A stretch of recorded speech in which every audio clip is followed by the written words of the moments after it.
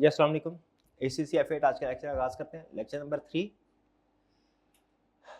आज का लेक्चर में चैप्टर 1 को हम कंक्लूड करेंगे। लास्ट लर्निंग ऑब्जेक्टिव 3 है और 4, ये दो हमने लर्निंग ऑब्जेक्टिव स्टडी करने हैं। ऑडिट बोर्ड का अलग से लर्निंग ऑब्जेक्टिव है ना। स्टडी क्या करने जा रहे हैं हम? Audit process and audit report, बल्कि एक ही है, लर्निंग ऑब्जेक्टिव 3 है, दोनों इसी में। Audit process and audit report. अभी तक आपने कंसेप्ट में सीखा क्या है? आपने ओरिजिन सीखा ऑडिट का, कैसे ओरिजिन हुआ, पार्टीज कितनी है इसमें, ठीक है, और इसमें अश्योरेंस का कंसेप्ट हमने सीखा, ठीक है, कुछ हमने इससे रिलेटेड चीज। आज हम क्या स्टडी करने जा रहे हैं? आज समझ लीजिए कि आप टेक्निकल साइड के ऊपर जा रहे हैं। अभी तक जनरल डिस्कशन हो रही थी, कंसेप्ट्स आपको समझाए जा रहे थे। आज का लेक्चर आपका प्रोबेबली जितने भी लेक्चर्स हैं उन सब में मोस्ट कंप्रीहेंसिव कह लेना चाहिए। कंप्रीहेंसिव लेक्चर होगा। कंप्रीहेंसिव इन द सेंस कि आज के लेक्चर में जितने कंसेप्ट्स डिस्कस होंगे ना, इतने कंसेप्ट किसी और लेक्चर में डिस्कस नहीं होंगे, ठीक है। इसीलिए आपका ये जो लेक्चर है बहुत ही अहम है आपके लिए। बैड न्यूज़, एक गुड न्यूज़। बैड न्यूज़ क्या? आज के लेक्चर में कंसेप्ट्स की तादाद बहुत ज़्यादा होगी। और गुड न्यूज़ क्या है? इसमें से एक भी कंसेप्ट नहीं, ऐसा नहीं आसान है, आसान नहीं है, लेकिन एक भी कंसेप्ट ऐसा नहीं है जो आपने याद करना हो। यानी मेमोरी के ऊपर कोई बर्डन नहीं, सिर्फ आपने सुनना है, समझना है, सुनना है, समझना है, बस। मेमोराइजेशन जीरो, ठीक है, लेकिन ध्यान से सुनना और समझना है। स्टार्ट करें। आज हम पढ़ने क्या जा रहे हैं? आज हम पढ़ने जा रहे हैं कि ऑडिट जो एक एंगेजमेंट है, काम है, टास्क है, तो इसका प्रोसेस क्या होता है और इसका एंड रिजल्ट क्या होता है। मैं आपसे ये पूछता हूं, भैया आपने कॉलेज में एडमिशन लिया सब्जेक्ट की तैयारी करने के लिए, इस सारे प्रोसेस में कितने स्टेप्स थे? आप कहेंगे सर कॉलेज में हमने एडमिशन लिया, एग्जाम देना है, इसमें प्रोसेस क्या थे? स्टेप नंबर 1, हमने पहले सेलेक्ट किया किस कॉलेज में किस टीचर से पढ़ना है, फिर हमने एडमिशन करवाया, एडमिशन फॉर्म फिल किया, फीस सबमिट करवाई, क्लास में बैठे, फिर कुछ हमारे लेक्चर्स होते थे, लेक्चर लिए, लेक्चर के दरमियान में कुछ टेस्ट होते थे, असाइनमेंट्स होती थी, हमने वो असाइनमेंट कंप्लीट किए, फिर एंड स्टेज पे हमारा एग्जाम हुआ, और एग्जाम के बाद आखिरी चीज जिसके ऊपर ये सारा प्रोसेस खत्म हुआ वो क्या था? रिजल्ट कार्ड आपका, रिजल्ट शीट आपका। ऐसा ही प्रोसेस होता है। उसी तरीके से ऑडिट भी एक एक्टिविटी है। इसमें भी चीजें स्टेप बाय स्टेप किसी प्रोसेस की शक्ल में हो रही होंगी कि रैंडम हो रही होगी, जो जिसकी मर्जी है जब चाहे कर ले, प्रोसेस के जरिए से। तो हम पहले पढ़ेंगे ऑडिट प्रोसेस कि ऑडिट में कितनी स्टेजेस होती हैं, किस स्टेज पे क्या काम होता है, और फिर इसके बाद इस प्रोसेस का जो एंड रिजल्ट होता है, जो इस प्रोसेस में सबसे अहम चीज होती है, वो क्या है? Audit report. ऑडिट रिपोर्ट आप स्टडी करेंगे। और याद रखें ऑडिट रिपोर्ट एक टेक्निकल डॉक्यूमेंट है। ऑडिट रिपोर्ट एक टेक्निकल डॉक्यूमेंट है। इसको अगर आपने पढ़ के आधा भी समझ लिया ना, आज आधा भी, बड़ी बात है। आपके जितने भी कंसेप्ट्स ऑडिट में, बड़े कंसेप्ट्स, ये नहीं कह रहा कि हर कंसेप्ट इसमें डिस्कस होगा, हर कंसेप्ट नहीं, लेकिन खुद सोचिए हमारे ऑडिट की सबसे अहम डॉक्यूमेंट क्या है? Audit report. तो उसमें जो कंसेप्ट्स डिस्कस हो रहे होंगे, जाहिर है वो हमारे सबसे अहम कंसेप्ट्स हैं। इसको अगर आपने समझ लिया तो आपका सारा ऑडिट आगे जो है ना, वो एक दफा इसका स्ट्रक्चर खड़ा हो जाएगा। स्ट्रक्चर खड़ा हो जाएगा कि उसके ऊपर बाद में मैंने सिर्फ उन कंसेप्ट्स को डिटेल में लेके जाना है। मतलब कंसेप्ट्स डिटेल में आगे आएंगे, लेकिन मेन कंसेप्ट आप समझ गए होंगे। पहला step audit process. Audit process में कितने स्टेजेस हैं? सबसे पहले client acceptance and engagement initiation, इसे क्लाइंट एक्सेप्टेंस स्टेज का, इन शॉर्ट हम कहते हैं एक्सेप्टेंस स्टेज। एक्सेप्ट। अच्छा मुझे ये बताइए, बेकरी की दुकान पे आप जाते हैं डबल रोटी खरीदने के लिए, अंडा खरीदने के लिए, आप उसे कहते हैं भैया डबल रोटी देते, वो कहता है नहीं मैं आपको नहीं दूंगा। क्यों? कल मैं देख रहा था आपने अपने दोस्त के साथ झूठ बोला था, मेरी दुकान के सामने खड़े होकर गपशप लगा रहे थे, आप दोस्तों झूठ बोल रहे, आप झूठे हो, मैं नहीं डबल रोटी किसी और दुकान से ले लो जाके। ऐसे होता है क्या? नहीं होता। क्यों नहीं होता? क्योंकि उस बिजनेस में कोई एक्सेप्टेंस प्रोसीजर नहीं है। एक्सेप्टेंस प्रोसीजर का मतलब यह है कि आपने अपने क्लाइंट को एक्सेप्ट करने से पहले, जिसको आपने सर्विस प्रोवाइड करनी है, उसको एक्सेप्ट करने से पहले आप कोई क्राइटेरिया रखें। ये कहलाते हैं एक्सेप्टेंस स्टेज। तो हमने पहला लेसन, आपने अपने हर आने वाले क्लाइंट को एक्सेप्ट नहीं करना, कुछ क्लाइंट को एक्सेप्ट करना है, कुछ को नहीं करना। एक्सेप्टेंस स्टेज में हम यही डिसीजन करते हैं किन क्लाइंट को एक्सेप्ट करना है, किन क्लाइंट को एक्सेप्ट नहीं करना। ठीक है जी। एक्सेप्टेंस स्टेज में क्या होता है? Evaluate ethical requirement and independence threat. सबसे इंडिपेंडेंस को अंडरलाइन कर ले, अहम चीज। सबसे पहले तो हमने ये एक्सेप्टेंस स्टेज में देखना, भैया हम इससे इंडिपेंडेंट है कि नहीं इस क्लाइंट से। ये तो नहीं कि वो जो सीईओ सीएफओ है वो हमारा भाई है। छोटी सी केस स्टडी आपके सामने रखता हूं। ऑडिट फर्म में आप पार्टनर है और आपकी स्पाउस, आपकी वाइफ क्लाइंट में सीईओ है। बताइए इस कंपनी का ऑडिट आपकी फर्म को एक्सेप्ट करना चाहिए? क्यों नहीं करना चाहिए? इंडिपेंडेंट नहीं है। खुद कॉमन सेंस लगाए, सोचे ऑडिट क्या कहता है, कोड ऑफ एथिक्स क्या कहता है, थोड़ी देर में सीख लेते हैं। खुद बताएं क्या आपके ख्याल में ऐसा होना चाहिए? ऐसे क्लाइंट को एक्सेप्ट नहीं करना चाहिए, इंडिपेंडेंट नहीं है। तो हमने देखते हैं इंडिपेंडेंट है कि नहीं। एक्सेप्टेंस प्रोसीजर देखते हैं, एंगेजमेंट रिस्क असेसमेंट, ठीक है। और एथिकल रिक्वायरमेंट्स के अलावा कुछ दूसरी चीजें भी देखते हैं।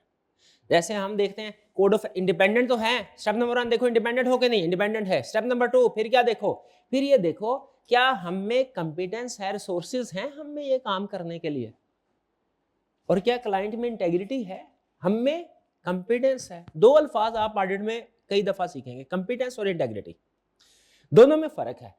कंपिटेंस और इंटेग्रिटी के अल्फाज बार बार। कंपिटेंस का मतलब क्या है?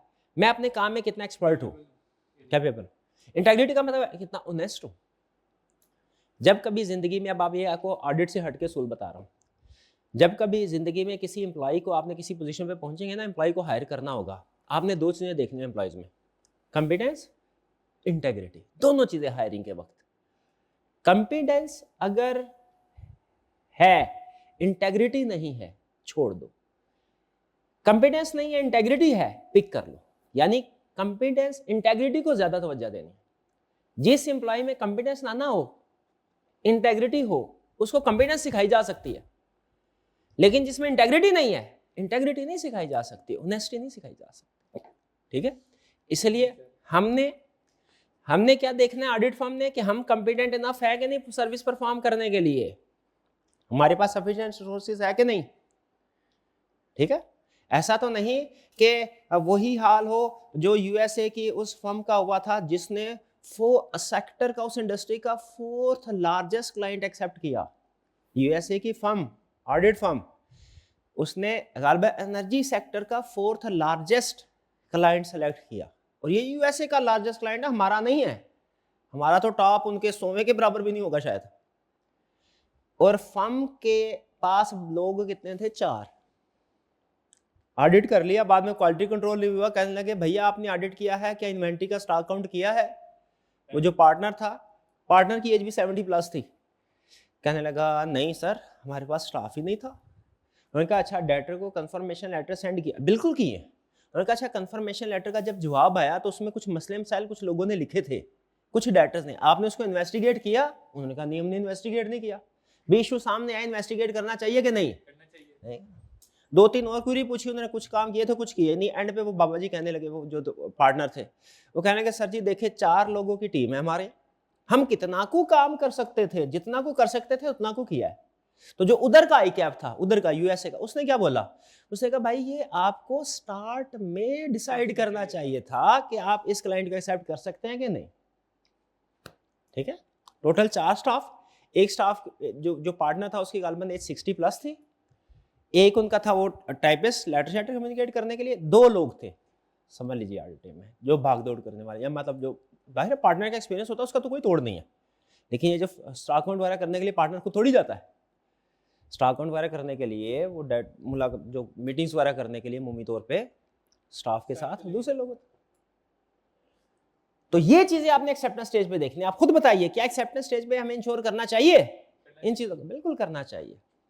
और अगर आप समझते हैं ठीक है हम इंडिपेंडेंट भी हैं, कंपिटेंस इंटेग्रिटी भी ओके, कोई प्रॉब्लम नहीं, हम कंपिटेंट है, क्लाइंट में इंटेग्रिटी। अच्छा एक और केस सुन लें, केस अब कंसेप्ट के साथ केस में आ जाता है, मैं आपके साथ डिस्कस कर रहा हूं। आपने मुझे बताना है आप ऐसे क्लाइंट को एक्सेप्ट करेंगे कि नहीं। क्लाइंट आपके पास आया, सर हमारी फाइनेंशियल स्टेटमेंट्स ऑडिट कर दीजिए, आपने कहा बिल्कुल ठीक है कल बताएंगे। आज के दिन में आपने बैकग्राउंड सर्च की क्लाइंट के बारे में, करनी चाहिए कि नहीं करनी चाहिए? बिल्कुल करनी चाहिए। और एक चीज आपको बता दूं, समझाने के लिए कह रहा हूं, है कि रिश्ता कहीं पे तय होता है ना, उसकी भी बैकग्राउंड सर्च होती है। आपने क्लाइंट को एक्सेप्ट करना है, उसकी बैकग्राउंड सर्च करनी है। प्रोफेशनल लाइफ में बैकग्राउंड सर्च करना लाजमी है। पर्सनल लाइफ में करे ना करे आपकी मर्जी है, प्रोफेशनल लाइफ में बल्कि उससे ज्यादा सर्च करनी होती है। क्यों? इसकी बड़ी रीजन है, वो आगे ऑडिट चलेगा आपको बताऊंगा। बैकग्राउंड सर्च करते हैं हम, इन्फॉर्मेशन किसके बारे में इन्फॉर्मेशन लेते हैं? कंपनी के बारे में, उसका डायरेक्टर्स के बारे में, सीईओ के बारे में। आपको पता चला जो करंटली सीईओ है ना, वो इससे पहले एक कंपनी में 2 साल पहले उधर काम करता था, वहां से निकाला गया था, फाइनेंशियल फ्रॉड कर रहा था, पकड़ा गया तो उस कंपनी से निकाला गया, अब इस कंपनी में सीईओ है। बताइए एक्सेप्ट करेंगे कि नहीं करेंगे ऐसे? क्यों? पैसे हमें अच्छे मिल रहे हैं, हम सिर्फ पैसे ना देखें? नहीं, हमने जिस क्लाइंट में इंटेग्रिटी नहीं है, डिसऑनेस्टी है टॉप लेवल मैनेजमेंट पे, उस क्लाइंट को एक्सेप्ट नहीं करना। अगर एक्सेप्ट करेंगे तो वो मुहावरा याद रखें, man is known by the company he keeps. क्या मतलब इसका? अगर आप गलत लोगों को ऑडिट करेंगे तो आपकी फर्म का भी नाम गलत एसोसिएट होगा। वो कहेंगे जो भी फ्रॉड करने वाले लोग होते हैं इन्हीं से ऑडिट करवाते हैं। ठीक है, मैं ज्यादा डिटेल में नहीं जाना चाहता, वरना और भी एग्जांपल्स हैं जिनसे आपको पता चले। अभी सिर्फ एक्सेप्टेंस स्टेज आपको इतना पता चल गया इस सारी एग्जांपल से। एक बात बताना मकसद था, क्या? हर आने वाले क्लाइंट को एक्सेप्ट नहीं करना, पहले एक्सेप्टेंस प्रोसीजर परफॉर्म करने हैं। डन जी? ओके। जब एक्सेप्टेंस प्रोसीजर परफॉर्म हो गए, इसके जवाब में या तो यस आएगा या नो आएगा। नो आएगा, क्लाइंट को मास्टर करने के कहीं और से काम करवाए, हमने नहीं करना। यस है तो आपने क्लाइंट के साथ टर्म्स एंड कंडीशन एग्री कर लेनी है। क्या टर्म्स एंड कंडीशन एग्री होनी चाहिए? रिटन फॉर्म में एग्रीमेंट, ये बिल्कुल ऐसा ही एग्रीमेंट। आपने लॉ पढ़ा होगा, अलमन कहीं ना कहीं भी पढ़ा होगा, दो पार्टीज के दरमियान में एग्रीमेंट होता है। एग्रीमेंट कर लो, कॉन्ट्रैक्ट कर लो। इसको हम ऑडिट की लैंग्वेज में बोलते हैं एंगेजमेंट लेटर, जिसे आप कॉन्ट्रैक्ट लेटर या एग्रीमेंट लेटर कहते हैं ना, एग्रीमेंट कहते हैं नॉर्मल लैंग्वेज। हम ऑडिट की लैंग्वेज से क्या कहते हैं? एंगेजमेंट। एंगेजमेंट लेटर में टर्म्स एंड कंडीशन एग्री होती हैं, और इसके नीचे दोनों तरफ की एक एक पार्टी साइन करती है। एक फर्म की तरफ से कोई पार्टनर या रिप्रेजेंटेटिव, और दूसरा क्लाइंट की तरफ से कोई डायरेक्टर वगैरह। जे टर्म एंगेजमेंट, एक असूल याद रखिएगा ऑडिट में, एंगेजमेंट लेटर साइन होने से पहले पहले आप क्लाइंट से बैकआउट करना चाहते हैं, कर ले, कोई रोक टोक नहीं है। लेकिन जब एंगेजमेंट लेटर साइन हो गया ना, बैकआउट नहीं कर सकते। करेंगे तो फिर उसके लिए बड़ी फॉर्मेलिटीज होती है, बड़ी, इसको कम्युनिकेट करो, उसको बताओ, उसको बताओ, इससे इजाजत लो, ये करो, वो करो। तो इसीलिए पहले स्टार्ट में ध्यान से तसल्ली देख लें। डन जी? ओके। तो एक्सेप्टेंस स्टेज के एंड पे क्या हुआ भला? हमने क्लाइंट की इन्वेस्टिगेशन कर ली, बैकग्राउंड सर्च कर ली और एग्रीमेंट कर लिया। डन? ओके, आगे चलते हैं। Audit planning and risk assessment and audit execution. ये अल्फाज, प्लानिंग एंड रिस्क असेसमेंट का मतलब क्या है? सुने, हमारे ऑडिट में एक स्टैंडर्ड है। वो स्टैंडर्ड पता है क्या कहता है? उसमें एक लाइन लिखी है, planning is more important than performance. आप कोई भी काम है, आपने पढ़ना है, आपने अपने 3 महीनों का शेड्यूल बनाया होगा, कुछ ना कुछ रफ सा शेड्यूल ही चाहे सही बनाया जरूर होगा आपने। यार मैंने इस दिसंबर में 2 पेपर देने या 3 पेपर देने, और मैंने हर रोज ये 2 घंटे पढ़ना है, ये सब्जेक्ट, ये मॉर्निंग में पढ़ूंगा, ये इवनिंग में पढ़ूंगा, इसकी प्रैक्टिस ये करूंगा, वीकेंड में मैंने ये करना है। रफ सी प्लानिंग करते हैं, समटाइम उसके मुताबिक परफॉर्मेंस हो पाती है, अक्सर नहीं हो पाती, लेकिन बार प्लानिंग तो हम करते ही करते हैं। ठीक है? क्या काम करने से पहले उसकी प्लानिंग करनी चाहिए कि नहीं करनी चाहिए?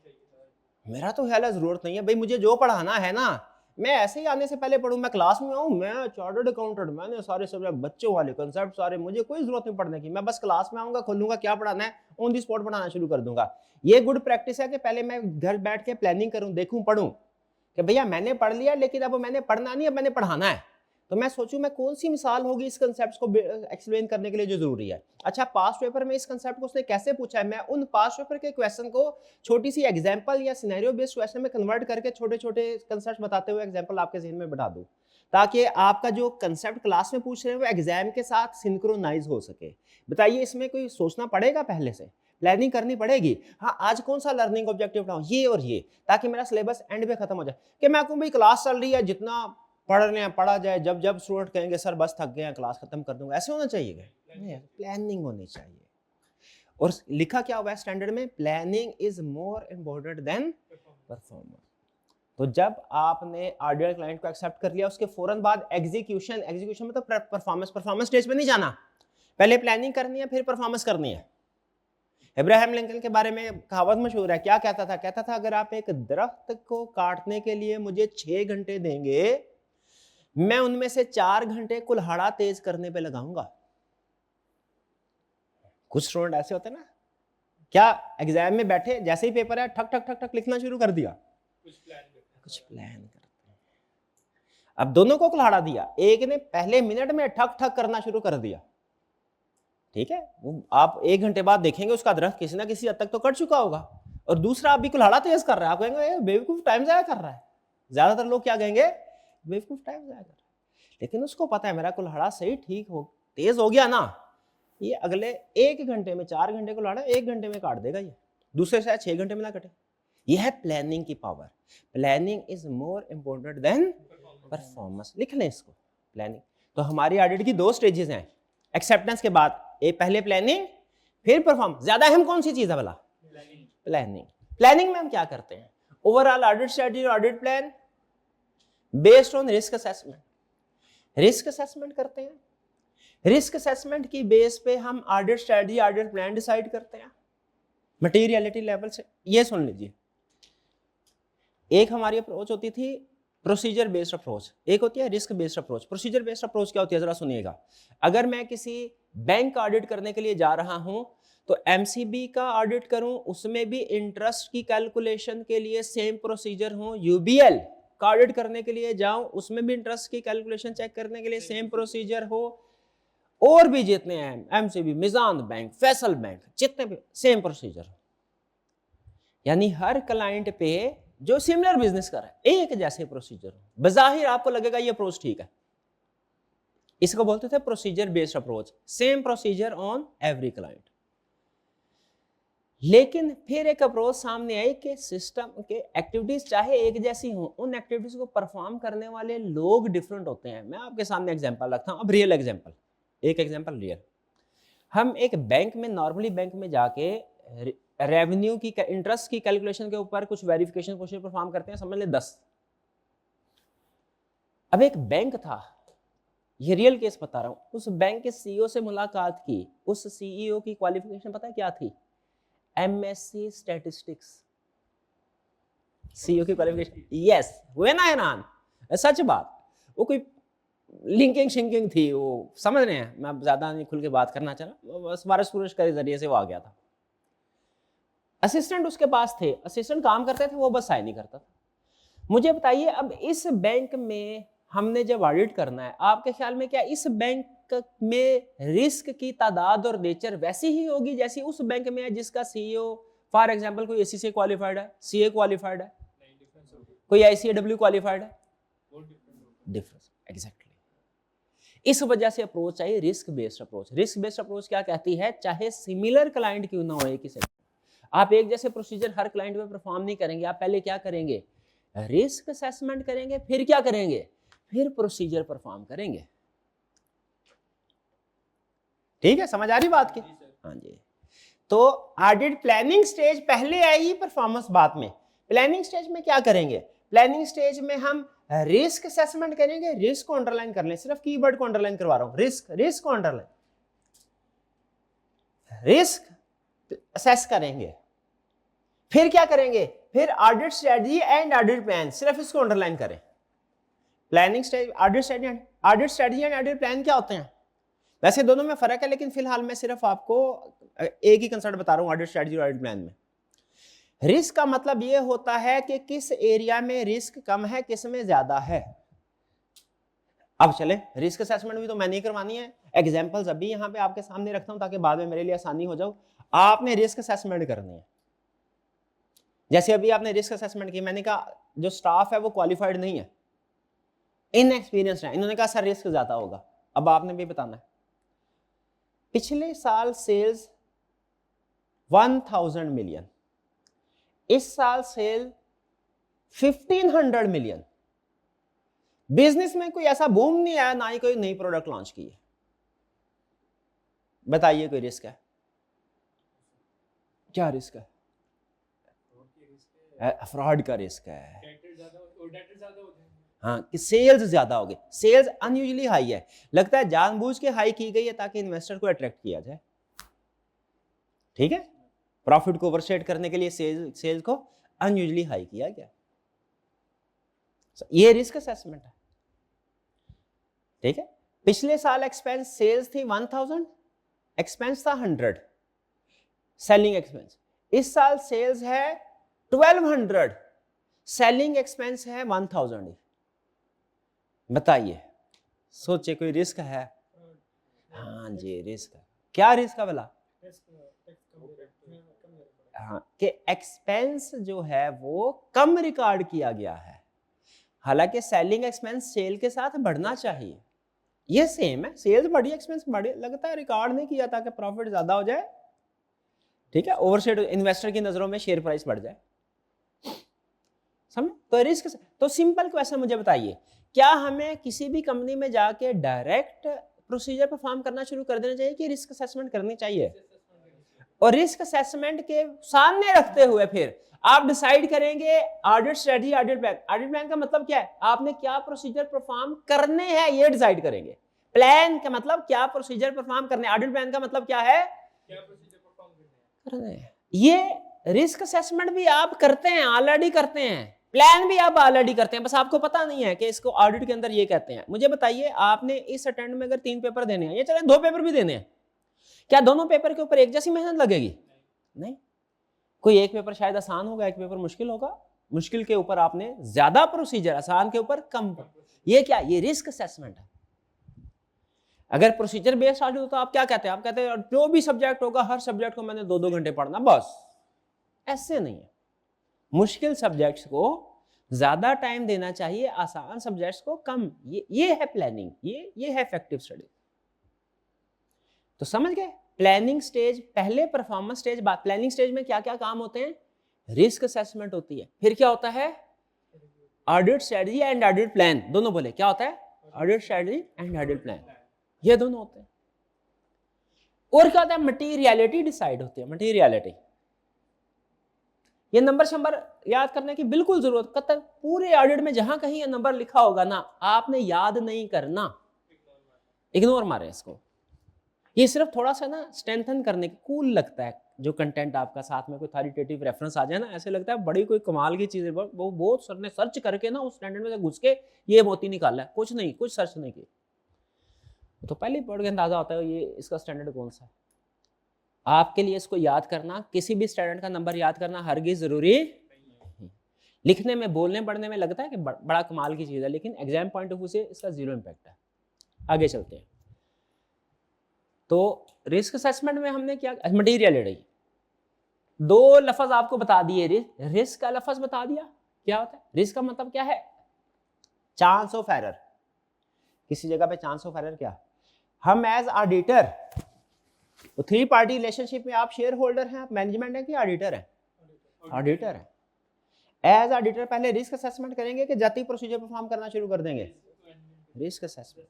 फिर उसके बाद प्लान करना, क्या क्या प्रोसीजर परफॉर्म करना है। अच्छा, जो प्रोसीजर परफॉर्म करना है मुझे ये बताएं, अब जैसे आपने सेल्स को वेरीफाई करना है, आपने कहा सर सेल्स में रिस्क हाई है, मैंने कहा बिल्कुल ठीक है, सेल में रिस्क हाई है, अब क्या करना है? सर ऑडिट प्लान बनाते हैं हम, ऑडिट प्लान में हम प्रोसीजर लिखेंगे क्या क्या परफॉर्म करने हैं, मैंने कहा लिखो। आपने कहा ठीक है हम प्रोसीजर परफॉर्म कर रहे हैं। मुझे बताइए एक चीज, क्या सेल्स के अंदर कुछ सारी ट्रांजैक्शन एक ही अमाउंट की होंगी कि कुछ ट्रांजैक्शन हाई अमाउंट की होंगी, कुछ लो अमाउंट की होंगी? ऐसा ही?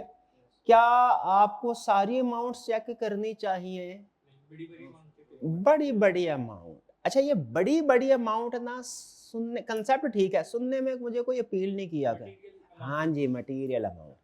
आइंदा जब कभी आपने कहना ना major amount, big amount, large amount, तो ये जेनेरिक टर्म यूज नहीं करनी, इसका अल्टरनेट टर्म क्या है? Material amount. मटेरियल का मतलब क्या है? मेजर। लिख ले, material is equal to major. तो हम एक मटेरियलिटी लेवल भी सेट करेंगे क्या, कि जब प्रोसीजर परफॉर्म करने हैं ना, तो उस प्रोसीजर में हमने किस अमाउंट से ऊपर वाली ट्रांजैक्शन को ज्यादा फोकस करना है और नीचे वाली अमाउंट को कम फोकस करना है। छोड़ने किसी को नहीं है, लेकिन कम फोकस करते हैं। वो कैसे करते हैं वो बात की बात है। ठीक है, तो एक materiality level decide, materiality level का मतलब क्या है, मेजर अमाउंट 1 लाख, इसका मतलब क्या हुआ, 1 लाख से ऊपर जितनी भी अमाउंट्स हैं उनको तो मैंने जरूर फोकस करना है, नीचे वाली भी देखी जाएगी, नीचे वाली भी देखी जाएगी, ठीक। तो बताइए क्या मटीरियलिटी अमाउंट होनी चाहिए, होनी चाहिए, ठीक है। एज ऑडिटर हमें किन अमाउंट्स के ऊपर फोकस करना चाहिए, मटीरियल, इमटीरियल या ऑल मटीरियल। ये टेक्निकल कंसेप्ट है, ये बड़ा ही टेक्निकल कंसेप्ट है, मेरी अभी तसल्ली नहीं हुई, आपको लग रहा होगा हमें समझ आ गया, नहीं मेरी तसल्ली नहीं हुई, मुझे बताएं। ए शेयर होल्डर है, शेयर होल्डर, ये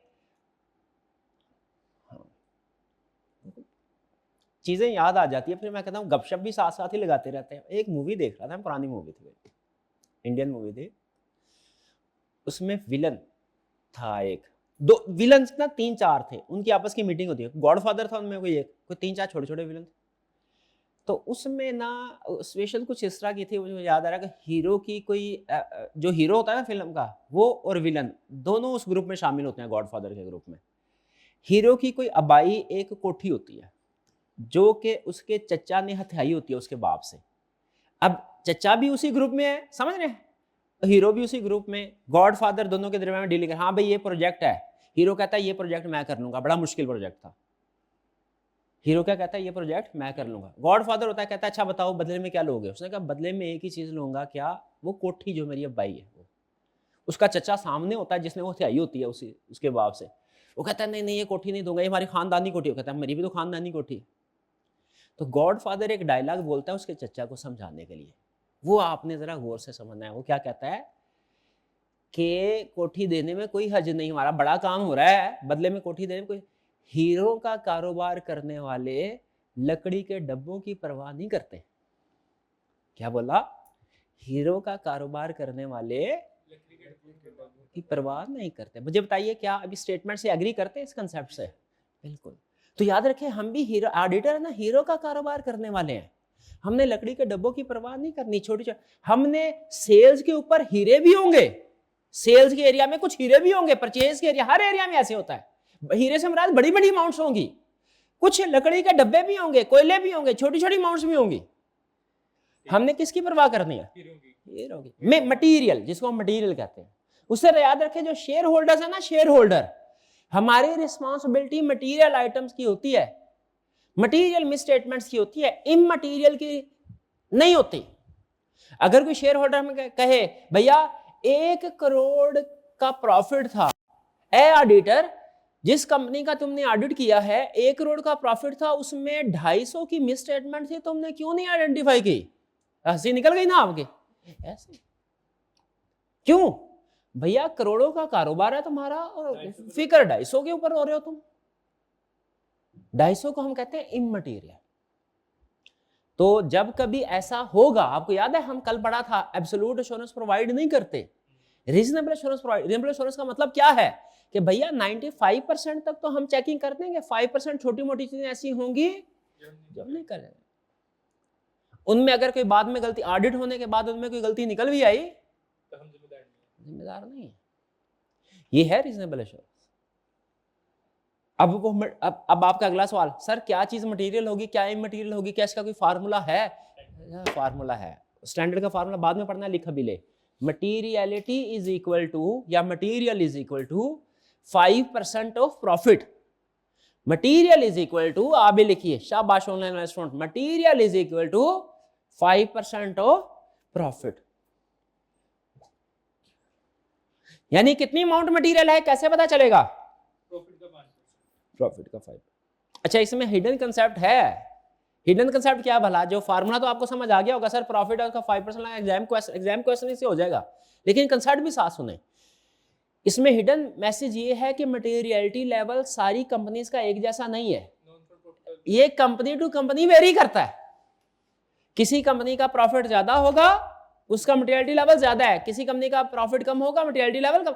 इवन एक ही कंपनी का, अजीब बात, एक ही कंपनी का पिछले साल का मटेरियलिटी लेवल कुछ और होगा, अगले साल कुछ और होगा। क्यों भला, क्यों? बोले पार्टिसिपेट करें, बोलेंगे नहीं मैं आगे नहीं जाऊंगा। टीचिंग वन वे कम्युनिकेशन नहीं, टू वे कम्युनिकेशन होती है। बताएं क्या एक कंपनी का पिछले साल का कोलगेट कार्ड करने के लिए गए, नेस्ले कार्ड करने के लिए गए, बर्जर पेट कार्ड करने के लिए गए, पीटीसीएल कार्ड करने के लिए गए, किसी कंपनी का पिछले साल का जो मटेरियलिटी लेवल था उसे एज इट इज यूज कर ले, क्या चेंज होगा? कैसे कैलकुलेट करेंगे इस साल का प्रॉफिट? हाँ, प्रॉफिट जितना होगा उसका 5%। लेकिन इसमें भी ट्विस्ट है, वो आगे पढ़ने, अभी नहीं पढ़ने। जैसे आपके दिन में एक सवाल आ रहा होगा, मैं पता क्या सवाल आएगा, अगर लॉस हुआ तो? हाँ, छोटे छोटे होके इमटेरियल ऑडिट पहले पढ़ा हुआ है। एक आपके सवाल से मुझे लगा कि पढ़ा हुआ है आपने, क्योंकि ये सवाल आता ही तब है जब मटेरियलिटी का कंसेप्ट अच्छे से पक्का हो जिसका। इनका अभी ये सवाल पूछा है तो जवाब देना तो बनता है ना। इनका क्वेश्चन पता है क्या है सर? मटेरियलिटी फर्ज कीजिए प्रॉफिट है 1 करोड़, मटेरियलिटी लेवल बताएं कितनी है? 5%, यानी कैलकुलेट करके बताएं 5 लाख, 500,000, 5 लाख, ठीक। इन्होंने कहा सर अगर 700,000, 7 लाख की मिसस्टेटमेंट हुई तो मटेरियल है कि इमटेरियल? मटेरियल है। आप क्या कहेंगे, मटेरियल मिसस्टेटमेंट है कि मटेरियल मिसस्टेटमेंट नहीं है? पक्की बात, ओके। और अगर 3 लाख की मिसस्टेटमेंट हो? इमटेरियल। मटेरियल तो नहीं है। अगली बात सुने, सोच के जाओ, एक मिसस्टेटमेंट 3 लाख की है, एक 4 लाख की है। अब बताएं क्या सवाल इनका, क्या मिसस्टेटमेंट को सिर्फ इंडिविजुअली देखना है कि एग्रीगेट करके भी देखना है कि मटेरियल है? एग्रीगेट करके भी देखना है। तो अगर एक क्लाइंट का ऐड करते हैं उसमें 2 मिसस्टेटमेंट निकलती है, 3 लाख की, एक 4 लाख की, तो मटेरियलिटी लेवल 5 लाख है। आप क्या कहेंगे? There is material misstatement, no material misstatement? Material misstatement है, इंडिविजुअली नहीं है, एग्रीगेट। शाबाश शाबाश, ठीक है। इसीलिए मैंने ये बोला था कि मटेरियल को फोकस करना है, इमटेरियल को भी देख लेंगे। ये मैंने ये नहीं कहा था इग्नोर करेंगे, वो इस वजह से कहा था क्योंकि इमटेरियल भी इकट्ठी होकर मटेरियल बन सकते हैं। लेकिन वो मैं उस वक्त आपको बताना नहीं चाह रहा था, टेक्निकल सब्जेक्ट था, मैं सिर्फ डंडी मार गया। लेकिन आपने मुद्दा उठा दिया तो मैंने बता दिया। मटेरियलिटी का कंसेप्ट समझ आ गया? जब कभी आइंदा जहन में मटेरियलिटी है, साथ ही आपके जहन में है 5% ऑफ प्रॉफिट। जब भी मटेरियलिटी जहन में है क्या है, फिर उसके बाद दूसरी बात, जब कभी कोई भी मटेरियलिटी कहीं पे लिखा होगा लफ्ज, आपके जहन में फार्मूला छप जाए क्या? 5% ऑफ प्रॉफिट। शाबाश। रिस्क हो गया, मटेरियलिटी हो गया, ऑडिट प्लान। ऑडिट प्लान क्या होता है? क्या काम करना है, ठीक है। फिर इसके बाद हाँ, बाज़ औक़ात ऐसा, इसके साथ लिख ले, ये फरिश्ते, इसके साथ लिख दे हमारे लिए फरिश्ते हैं। ये ऐसे ही है, मिसाल दे रहा हूं, असल में नहीं होते, मिसाल दे रहा हूं। ये हमारे लिए फरिश्ते। भाई आजकल के दौर में फरिश्ता को जो किसी दूसरे की मदद कर दे वो हमारे लिए फरिश्ते के बराबर ही है ना। वैसे तो इतना भी बड़ा कि कोई हमारा नुकसान ना करे, ये भी बड़ी उसकी मेहरबानी, लेकिन अगर कोई हमारी मदद करते क्या ही बात है। ये वो लोग हैं expert, internal auditor, component auditor, इसके साथ एक दो आगे और लिख लें, सर्विस ऑडिटर, सर्विस ऑडिटर, और लिख ले प्रीडिसेसर ऑडिटर। प्रीडिसेसर ऑडिटर कहते हैं प्रीवियस ऑडिटर को, प्रीवियस। और लिख ले quality control reviewer, quality control. ये 6 लोग हो गए ना। इन सब में कॉमन चीज क्या है ये अलग अलग लोग। Quality control reviewer, quality control, क्यूसीआर।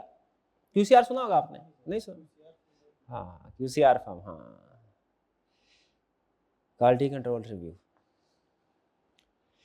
इन सब में कॉमन क्या? ये वो लोग हैं जो हमारी ऑडिट टीम का हिस्सा नहीं है लेकिन ऑडिट करने में हमारी हेल्प करते हैं। ये वो लोग हैं। छोटे बचपन में कहानी पढ़ते हैं ना, वो बादशाह की बेटी को जिन उठा के ले जाता था, गरीब लकड़हारे का बेटा उसे छुड़ाने के लिए जाता था। रास्ते में एक बाबा जी मिलते थे, बाबा जी उसे कहते थे एक उसे कोई अंगूठी देते थे जिसको पहन के कोई गायब हो जाएगा जिन की नजरों से, और दूसरा बाबा जी उसे बताते थे जिन की जान तोते में कैद है। अब बाबा जी की मदद के बगैर उसका मिशन पूरा होना मुश्किल था ना। वो तो बाबा जी ऐसे ही जैसे फरिश्ता हो कोई। तो ये वो लोग हैं जो हमारी टीम का हिस्सा नहीं है। एक्सपर्ट, डिटेल बाद में पढ़ूंगा लेकिन अभी कंसर्ट बना। एक्सपर्ट है, इंटरनल ऑडिटर है, कंपोनेंट ऑडिटर है, प्रीडिसेसर ऑडिटर है, सर्विस ऑडिटर है, क्वालिटी कंट्रोल रिव्यूअर है, ये 6 लोग हमारे सिलेबस में हैं। हाँ, नाम मैंने आपको सर्विस ऑडिटर बताया, मैंने आपको इंटरनल ऑडिटर बताया, आपको वो हल्का सा कल बताया था, वो भी बस ऐसे। प्रीडिसेसर ऑडिटर बताया नहीं, क्वालिटी कंट्रोल रिव्यूअर तो ये क्यों बताऊं, अभी नहीं बताऊंगा, जब टाइम आएगा फिर इसके बारे में पता चलेगा आपको कि कौन किस लेवल पे जाके क्या करता है। समझ लीजिए हमारे मिशन जो है ना, हमारी गेम चल रही है, ये मुख्तलिफ स्टेजेस पे आके हमारी हेल्प करेंगे। जब कोई आएगा एरिया तो उस वक्त बता दूंगा क्या है। अभी फिलहाल सिर्फ आपने नाम रखना है। इसको हम इन शॉर्ट कहते हैं others, using work of others. Other से क्या मुराद है, जो हमारी टीम में नहीं है, अदर्स। चलें जी, एक्सेप्टेंस स्टेज हो गई, प्लानिंग स्टेज भी हो गई। अब परफॉर्मेंस स्टेज। परफॉर्मेंस स्टेज में क्या करना है, ये 2 स्टेजेस ऐसे हैं जैसे एक मेडिकल प्रोफेशन होता है ना, मेडिकल प्रोफेशन में 2 हिस्सों में डिवाइडेड है। आप जब जाते हैं, मुझे बताएं, या कोई मरीज गया डॉक्टर के पास, क्या डॉक्टर फौरी उसको देखेगा एक नजर और कहेगा भैया ये मेडिसिन है? टेस्ट परफॉर्म, ये सुना टेस्ट। वो टेस्ट बेसिक भी हो सकते हैं, एडवांस भी हो सकते हैं, कम से कम दर्जे में और कुछ भी ना, इसे नब्ज चेक कर लेगा, वो बुखार चेक कर लेगा। ज्यादा हो गया मसला तो वो कोई टेस्ट लिख देगा, मशीनरी वगैरह वगैरह, सीटी स्कैन कराओ, एमआरआई कराओ, वगैरह वगैरह वगैरह। लेकिन पहले टेस्ट करेगा, फिर बाद में इलाज करेगा, ऐसा ही है। टेस्ट करने का मकसद क्या है, ताकि पता चल जाए मर्ज कहां पे है और कितना शदीद है। मर्ज कहां पे है, कितना शदीद। सर में दर्द हो रहा है, हो सकता है छोटी सी हेडेक हो सकता है खुदा ना खास्ता ब्रेन ट्यूमर हो, कैसे पता। अगर सर दर्द है और अंदाजे से उसने कह दिया भाई ये डिस्प्रिन खाओ, हो सकता है ब्रेन ट्यूमर हो, उतने अरसे में बढ़ जाए। और अगर फर्ज कीजिए सादा सर दर्द है और वो कह रहा है भाई सर्जरी करनी पड़ेगी टेस्ट किए बगैर, गलत प्रोसीजर हो जाएंगे कि नहीं? पहले टेस्ट परफॉर्म करो फिर प्रोसीजर। हमारा प्रोफेशन भी ऐसा ही है, कहता है पहले रिस्क असेसमेंट करो, वो स्टेज ये वाली है, फिर उसके बाद उस रिस्क के लिहाज से प्रोसीजर परफॉर्म करो। ठीक है, प्रोसीजर। यहां पे एडिट प्लान में भी प्रोसीजर होता है, लेकिन यहां पे होते हैं जो परफॉर्म करने हैं, उन प्रोसीजर को एक्चुअली आप यहां पे परफॉर्म करते हैं, ये जहन में रखिएगा। हाँ, ये टास्क टू डू वाली लिस्ट है, ये डूइंग वाली फेज है, समझ रहे हैं? यहां पे काम, यहां पे जो प्रोसीजर है ना, उन्हें कहते हैं फर्दर ऑडिट प्रोसीजर। क्या कहते हैं? फर्दर क्यों कहते हैं? लफ्ज फर्दर का मतलब है पहले भी कुछ काम हुआ होगा। हाँ, पहले उसे कहते हैं रिस्क असेसमेंट प्रोसीजर। इसको क्या बोलते हैं? प्रोसीजर। हमारा ऑडिट 2 बड़े, आपसे कोई पूछे ना भाई ऑडिट में कितनी स्टेजेस हैं, आप कहें छोटी मोटी मिला के ज्यादा भी हो सकते हैं, बड़ी 2 है। एक रिस्क असेसमेंट प्रोसीजर, दूसरा फर्दर ऑडिट प्रोसीजर। एक इससे पहले भी एक्सेप्टेंस स्टेज, एक इसके बाद भी है कंक्लूजन एंड रिपोर्टिंग स्टेज। लेकिन मेन आपका जितने भी टॉपिक्स हैं 90% इन्हीं 2 स्टेजेस में डिवाइडेड है, risk assessment, further audit procedure में क्या था? फर्दर ऑडिट प्रोसीजर में 2 काम करते हैं, टेस्ट ऑफ कंट्रोल्स और सब्सटेंटिव प्रोसीजर। क्या करते हैं? टेस्ट ऑफ कंट्रोल्स और सब्सटेंटिव प्रोसीजर। फर्दर प्रोसीजर कौन से हैं? रिस्क असेसमेंट प्रोसीजर सुने जरा। रिस्क असेसमेंट प्रोसीजर का मकसद होता है रिस्क ढूंढना, किस एरिया में रिस्क हाई है, किस में लो है। फर्दर ऑडिट प्रोसीजर का मकसद होता है वो जिन एरिया में रिस्क हाई है वहां पे प्रोसीजर परफॉर्म करके उस मिस स्टेटमेंट को ढूंढना, उस मिस स्टेटमेंट को ढूंढना। चलिए, रिस्क ऑफ मिस स्टेटमेंट और मिस स्टेटमेंट में क्या फर्क है ये बताएं। आगे बाद में चलूंगा, पहले ये बताएं। रिस्क ऑफ मिस स्टेटमेंट कई जगह पे लिखा होगा, auditor shall identify risk of miss statement. कहीं पे लिखा होगा auditor shall identify miss. Risk of miss statement में और मिस स्टेटमेंट में क्या फर्क है?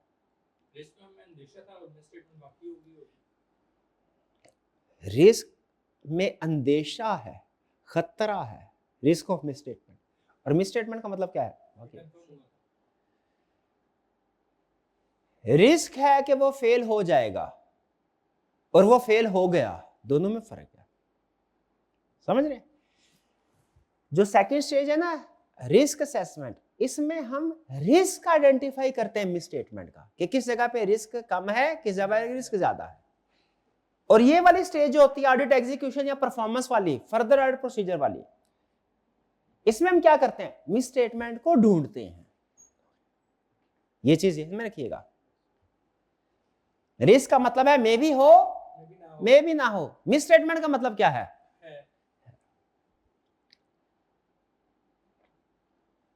समझिए?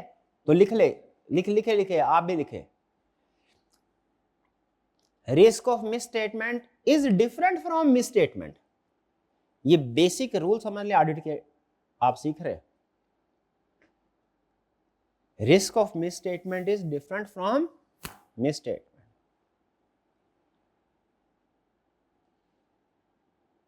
रिस्क सामने आए ना, हम अपने फर्दर प्रोसीजर बढ़ा देते हैं, लेकिन जब मिस स्टेटमेंट सामने आए, हो गया, फिर हम मैनेजमेंट को कहते हैं ठीक करो, नहीं तो हम अपनी रिपोर्ट में लिख देंगे।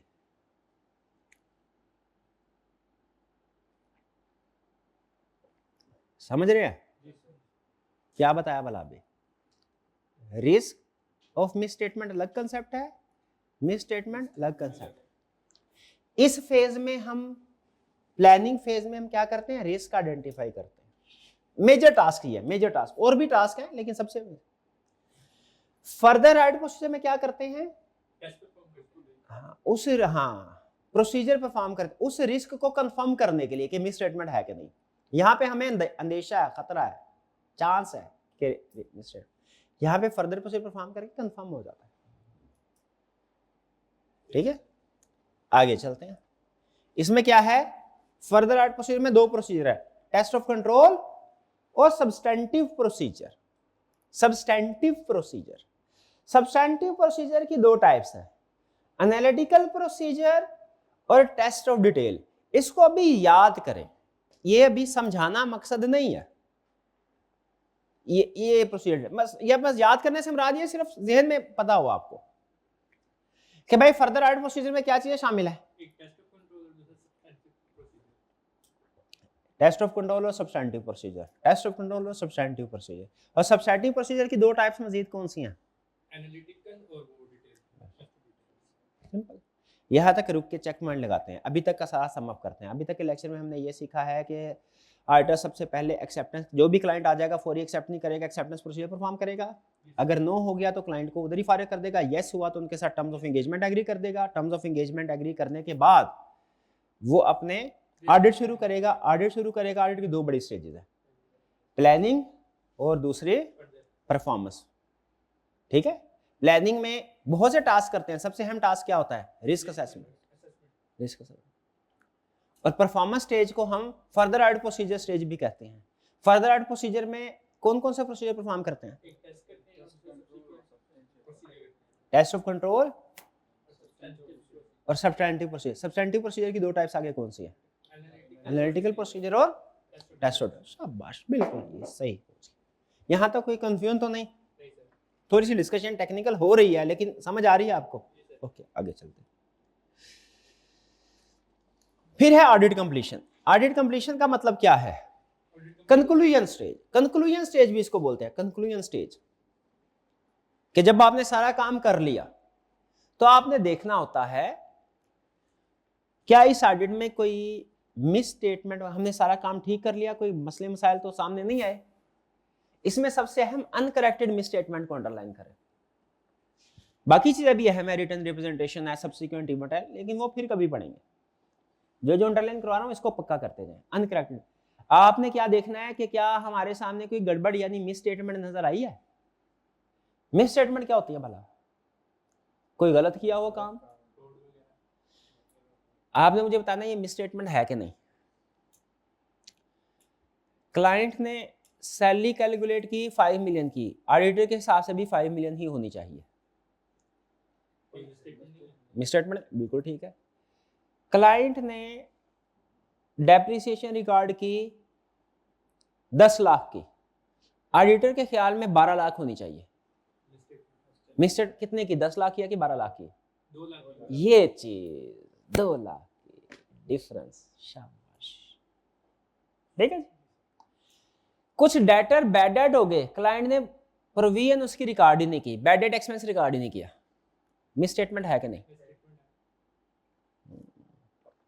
समझ आ गया मिस स्टेटमेंट? तो जब हम क्लाइंट ने बैड डेट रिकॉर्ड नहीं ना की होती, इसको कहते हैं मिस स्टेटमेंट।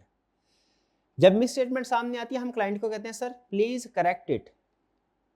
या तो क्लाइंट करेक्ट कर देता है या नहीं करता। अगर कर दे तो ऐसा हो जाता है जैसे कभी मिस स्टेटमेंट थी ही नहीं।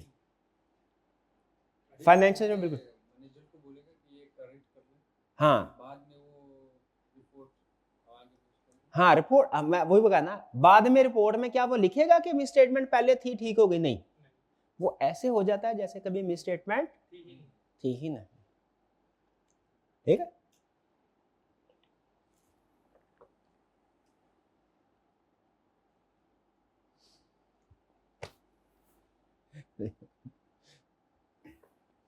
लतीफा से याद आ गया मुझे, चले गपशप है वो भी चलता रहेगा। बंदा ना कोई गुनाहगार सा बंदा, कोई मेरे जैसा गुनाहगार सा बंदा, वो नशा नुशा भी करता था, वो शराब शूब पीता था, कोई ने भाई जैसा कोई नेक बंदा उसको मिल गया तो तौबा कर ली उसने, जो शराबी था तौबा कर ली। अब भाई जो है ना उसको कह रहे अच्छा ऐसा कर, अब मजीद हम दूसरे लोगों को भी जो है ना सिखाते हैं, जरा सीधे रास्ते पे चलाने के लिए कोशिश करते हैं। उसने कहा बिल्कुल ठीक है, अच्छी बात है। वो तीसरे बंदे इनके पास गए, इनको जाके ये भाई क्या कहते हैं, ये देखो ये पहले ये बड़ी शराब पीता, बड़ी फिल्में देखता था, ये बड़े गलत काम करता था, चोरी चकारी करता था, देखो मैंने समझाया तो ये तौबा कर ली, आप भी तौबा कर ले। इम्प्रेस हो गया, ठीक। फिर इसके पास गए, इसके पास जाके फिर ये कहने लगा भाई ये देखो ये जो बंदा मेरे साथ है ना, ये पहले बड़े गलत काम करता था, ये जुआ खेलता था, ये चोरी करता था, मैंने इसको समझाया, इसको अल्लाह ताला ने हिदायत दी कर दिया। तीसरे बंदे के पास के बंदा कहने लगा भाई मेरी बात सुन, गलत काम मैं पहले भी करता था, इतना बदनाम मैं पहले भी नहीं था जितना तुम मुझे अब कर रहे हो। तो बताइए जब कोई तौबा कर ले तो क्या उसे बदनाम करना चाहिए? नहीं करना चाहिए। यही सूल इधर ऐसे जब भी हम तौबा करते हैं अल्लाह ताला से तो फिर हमारे गुनाह माफ हो जाते हैं, ऐसे जैसे कभी किए ही नहीं, बल्कि वो गुनाह भी सवाब में बदल जाते हैं। ठीक है, तौबा सही तरीके से करनी है। तो उसी तरह मुझे बताइए मैनेजमेंट अगर तौबा कर ले, मिस स्टेटमेंट सामने आई, मैनेजमेंट ने कहा ठीक है सर करेक्ट कर दिया, क्या हमें शेयर होल्डर्स को बताना चाहिए कि भाई पहले तो ये गलत काम करते थे, अब हमने ठीक करवाया तो ये सही वाली है? क्या सिंपल उन्हें कहना चाहिए भाई जो आपके पास जो फाइनेंशियल स्टेटमेंट्स आ रही हैं ये ठीक है, बताएं क्या पुरानी बात का, पुरानी गलतियों का जिक्र होना चाहिए? तो जो मिस स्टेटमेंट मैनेजमेंट जब भी हमारे सामने आएगी हम मैनेजमेंट से कहेंगे करेक्ट कर लो, मैनेजमेंट या तो करेक्ट करेगी या नहीं करेगी। अगर करेक्ट कर लेगी तो ऐसा हो जाएगा जैसे कभी मिस स्टेटमेंट थी ही नहीं, और अगर करेक्ट नहीं की तो इसे हम कहते हैं अनकरेक्टेड मिस स्टेटमेंट। हाँ वो मेंशन करेंगे, अनकरेक्टेड मिस स्टेटमेंट को रिपोर्ट में मेंशन करेंगे, करेक्टेड को नहीं करेंगे। इसीलिए उसने यहां पे खास तौर पे कहा है कि भैया अनकरेक्टेड मिस स्टेटमेंट, ये अंडरलाइन करें। बाकी चीजें थोड़ी सी बाद में समझने वाली है कि रिटर्न रिप्रेजेंटेशन ऑब्टेन करने सब्सिक्वेंट एंड पे आखिरी सबसे अहम काम वो क्या है? Audit reporting. रिपोर्ट बनानी है हमने। रिपोर्ट कौन बना रहा है? ऑडिटर। किसके लिए बना रहा है? शेयर होल्डर्स के लिए।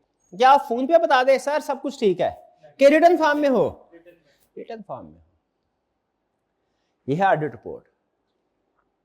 इस ऑडिट रिपोर्ट के अंदर बहुत से पैराग्राफ होते हैं।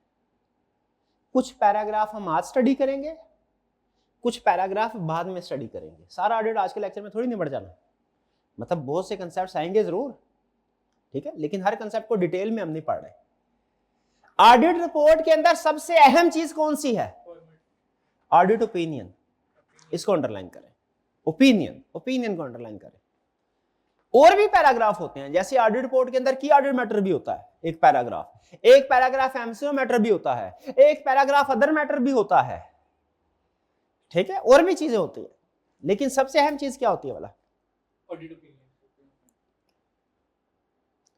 और फिर रिपोर्ट के बाद भी बाज़ औक़ात हम कुछ काम करते हैं, लेकिन इन कामों का ताल्लुक हमारा इंटरनल सिस्टम से होता है, एक्सटर्नल से नहीं, कि हम अपने वर्किंग पेपर जो होते हैं ना वो सीधे पधरे कर देते हैं।